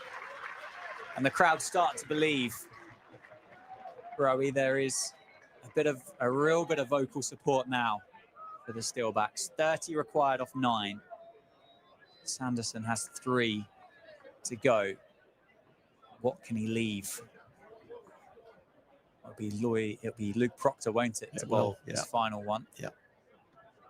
Slow ball, picked away, pulled away, 6 runs, just in front of the Jackson Grundy. That'll take a good chunk out of it for the Falcons. 24 required off 8. Feels like Harry Kane's going to need at least another one of those to take this down into the final over. That's a good start with 2 to go. Gets both of them away, and then there's real problems. Fascinatingly, Lloyd Pope has 1 left. He won't bowl it, but he has 1 left. Yeah. 2 for 29 off 3 for Lloyd Pope. Good Yorker. Great response from Ben Sanderson. Straight back at him. And it feels, Rowan, I don't know about you, but it feels like this needs to be 6. Yeah, I think you're right. Anything but a 6. I think Northants probably win the game. This has been fantastic from Sanderson. And from Willie in the previous over. But Sanderson's last 2, this one and the previous one from him. Slow ball again, pulled away. It's not going to be 6. It's going to be 4. It's going to be 4. Bartlett slipped. Oh, no. He's lost his footing, lost his studs down there. It's not Bartlett, is it? No. I think that's James Sales, actually. I think it is, yeah. James Sales has slipped and lost his footing. It's run away for 4, and the Steelbacks under a bit of pressure here. You can tell this. That's not going to speed things up. Dave Williers made a sliding stop to get the Steelbacks ready to go. Are they ready to go? Thumbs up from the umpires. They have just made the cutoff. So Luke Proctor, Rowie, will have 20 to defend off the final over. 218 for 5. No balls, no free hits. Samit Patel creates the room, gets 4 off the first ball of the over. 16 off 5 for the Falcons. Oh dear. That's not what Dr. Rowe ordered as he returns to the commentary box. This is not helping my my heart rate. The anxiety is up. Steelback supporters, how are the nerves? Samit Patel, he's the man in the middle. He said he wanted to ruin parties for those in the North group for the remainder of the season. He holds the Falcons' destiny in his hands here, doesn't he? 17 off 12 for the captain, Luke Proctor. Can he respond? Pace on through Samit Patel, he can. I'm surprised that Northants have gone Yorker heavy, haven't they? The last 4 overs, an enormous amount of Yorkers bowled. And with that, the field has telegraphed that as well. They've been fine leg and third man have been inside the ring. No one's tried to score behind the wicket. No, very true. Yeah, they've just tried to take on the long boundaries. That's come off a couple of times with a lot of dots. And I wonder whether a little flick might be the one here. 16 off 4. It isn't. It's a Yorker. It's played powerfully to square leg. George Bartlett makes sure Samit Patel will come back for 2. He does indeed. 14 required off 3. We're going down to the wire. It's a game of cricket, isn't it? It certainly is. It's been a fantastic game of Vitality Blast. Good entertainment for the crowd. Not so much for us up here. 2-4 for 5. Samit Patel creates room. It's gone up again. McManus is underneath this one. And it's gone. The keeper takes the catch. The crowd erupts. And I think that's it, isn't it? 14 required off 2. And Samit Patel, the captain, goes for 19 off 15. And can the Steelbacks breathe a sigh of relief with 2 to go? The umps are getting together to discuss something. I don't know what. Zach Chappell out to the middle. He can hit a big ball. He can. He's got to hit 2. He's got to hit 2 sevens. 2 sevens. Or 2 6.5s to tie. Get your foot behind the line. and make it bounce. Bowl 2 of your best balls, Luke Proctor, don't you? Or this one in particular, you don't need to worry, I don't think, about change-ups or lines or lengths. Absolutely. Just get it Just down bowl there. 2 legal deliveries. Top of off. If they go for 6, well batted, Zach Chappell. Mind you, if the first one goes for 6, then I am still nervous. It certainly would be, wouldn't it? Proctor to Chappell, or Thompson, in fact. And that's gone through. Oh, what that's a out. stop Oh, that I thought is. he caught that. That's a brilliant stop. Lewis McManus. He's been ticking, hasn't he? He put Nye Donald down on 40. I say early. I mean, it was, wasn't it? He was only faced 12 balls at the time, but that's a brilliant stop. Yeah, well done. Well bowled as well. Off the boot, maybe, of Zach Chappell. It is Zach Chappell. Final ball of the innings then. 224 for 6. It is a dot ball through to McManus. And a round of applause. David Willey, the captain, acknowledges the supporters, the crowd that have made their way in this evening. They've supported the Steelbacks through the evenings. 5 defeats in a row. They've ended that. They've picked up a 7th win of the 2025 Vitality Blast, take themselves up to 28 points. And Phil Rowe, you can breathe now. That was a tough watch. I mean, last night was a tough watch for very different reasons. Well done, Derby. They've made a real game of that, haven't they? You know, bottom of the table, they can't qualify. You could have understood if they'd had a bit of a, we'll have a slog at it at the beginning, and if Donald gets out, we lose a few wickets, and let's just dial it in from here, get on the coach and think about red ball cricket. They didn't do that. They made a real concerted effort to win that game, and very nearly got there, ending up 14 short. It was a very valiant effort. The innings for me from Nye Donald was world class. It was absolutely incredible. The striking, the range of shots, some fantastic hits. Some he got nowhere near, still went for 6 because his bat speed was so good and his balance was so good. Wow, where do you start? Well, Nye Donald was going at such a rate. I was Googling what the fastest T20 were. It was that phenomenal of an innings, wasn't it? But I think he's certainly going to take the headlines in the Derbyshire run chase. But Steelbacks have stopped the rot, Joe. Yes, I'm very thankful. I mean, that final over, I still felt like I could still feel the tension in the ground. Like you never know what's going to happen. And as sort of Rowe's alluded to there, they gave it an unbelievable effort. I mean, what a game of cricket. Well, they were well ahead. I think with 8 overs to go, they were well ahead. Ben Sanderson has bowled 2 of the best death overs he's going to bowl there. In total, he went for 36, but 2 of those are right at the death, where we were accepting 12 and over as a good over. He wasn't going at 12 and over; he was going under that. So that was almost a fight back from Northampton. What they did, and I know, Joe, you mentioned about going wide and going death options earlier. They did go. I think they didn't go early enough. Once they went to them and really committed to them, when the pressure's really on, we're going Yorker. We're not going to get fancy. We're not going into the pitch. We're going Yorker. An enormous amount of Yorkers bowled in those last 8 overs. The vast majority of them landed. The odd one went for a boundary, but that was the right decisions at the right time with the right execution, real clarity in a game where it was absolutely needed because they were put under so much pressure. So they responded well when they were under the utmost pressure, and that might serve them well over the next 2 games because I've got a feeling they're going to need to win one of those. Yeah, I mean, Darren Lehman yesterday evening after that Leicestershire game said that he wanted to win 2 more to get that qualification. They've gone on to 28 points now, but there's a gaggle of sides, aren't there, on that 28-point mark now. You'd say Lancashire and Durham are probably past that, but the Steelbacks, the Bears and the Foxes just hanging around that kind of number. And it will be the Birmingham Bears next for the Northampton Steelbacks. That'll be on Sunday the 13th. Derbyshire will travel up to Yorkshire, so they won't necessarily have a party to spoil at Yorkshire on Sunday. But if they go and bat and play like that, they're going to put Yorkshire under an almighty amount of pressure. And Headingley's been a run fest this year.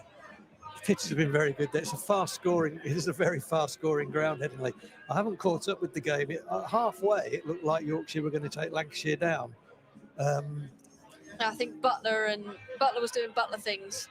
Along with Phil Salt, I believe. They need 112 off basically 8 overs, but they've got 7 wickets in hand. That's going to be a tight one as well. Butler and Salt are out, but for anyone that cares about that game. But yeah, Steelbacks were put under real pressure in that chase, and you'd like to think that that will serve them well going into the back end of this competition. I thought Luke Proctor bowled really well as well. Yeah, he did. At crucial times. Yeah. And Pope bowled brilliantly too. Yeah, because he hasn't had the tournament that he would have wanted, I don't think, in terms of that sort of overseas impact that you look for. Came on, got those 2 key wickets, and dried it up quite nicely. The overseas have stood up tonight for Northampton. The experienced players have stood up tonight, particularly Willie and Samson at the end, and Proctor. You know, those 3 vastly experienced campaigners have really stood up and done the right thing at the right time under enormous pressure. And obviously Breetzke had a night out, straight back into the team. Wasn't scheduled to play this game, but having seen what the coach had seen, it's a brave move, that, isn't it? You know, you sign a replacement for 4 matches. An international cricketer, he's played 10 times for New Zealand and is renowned as a he'll come off every now and again, and when he does, he wins you a match. And the head coach said, actually, no, we're going to get Breetzke back in. That was a very, very good decision. Yeah, a lot of pressure on Matt Breetzke as well to perform, and he did exactly that, didn't he? He was watched at the start. He was dropped on 8 and walked off with 93 to his name, just shy of a career best and just shy of a first T20 100. But Northampton got that home quarter-final in 2024. They did that the hard way, didn't they? They had to win against Birmingham here. They won away at Old Trafford. They go away again to Birmingham on Sunday. They finish up at Durham. Have to win those 2, aren't they, to get a home quarter-final? But they need 1 more to get that quarter-final full stop. Yeah, I think 1 more gets them into the quarter-final. It's possible they could go through without winning one of those. I don't see that. I think they probably will need to win one of those. And they're both very difficult games, aren't they? Really difficult games. Birmingham have won again tonight. They beat Worcestershire, getting a modest total and defended it very well. So that's a very strong. I was looking at at that game, and it's a strong side, Birmingham. Certainly is. Well, all eyes at Edgbaston on Sunday. Rowie, Joe, thanks for joining us through the course of the evening. Folks, we hope you've enjoyed that game of cricket. It's fantastic to watch. We're powered by Daffabet here at the County Ground. And the next time you and I are back, Phil, will be Red Bull Cricket against Derbyshire themselves. Thank goodness for that. This month. That'll be lovely, won't it? We could take a breather. Oh. Anyway, have a nice weekend.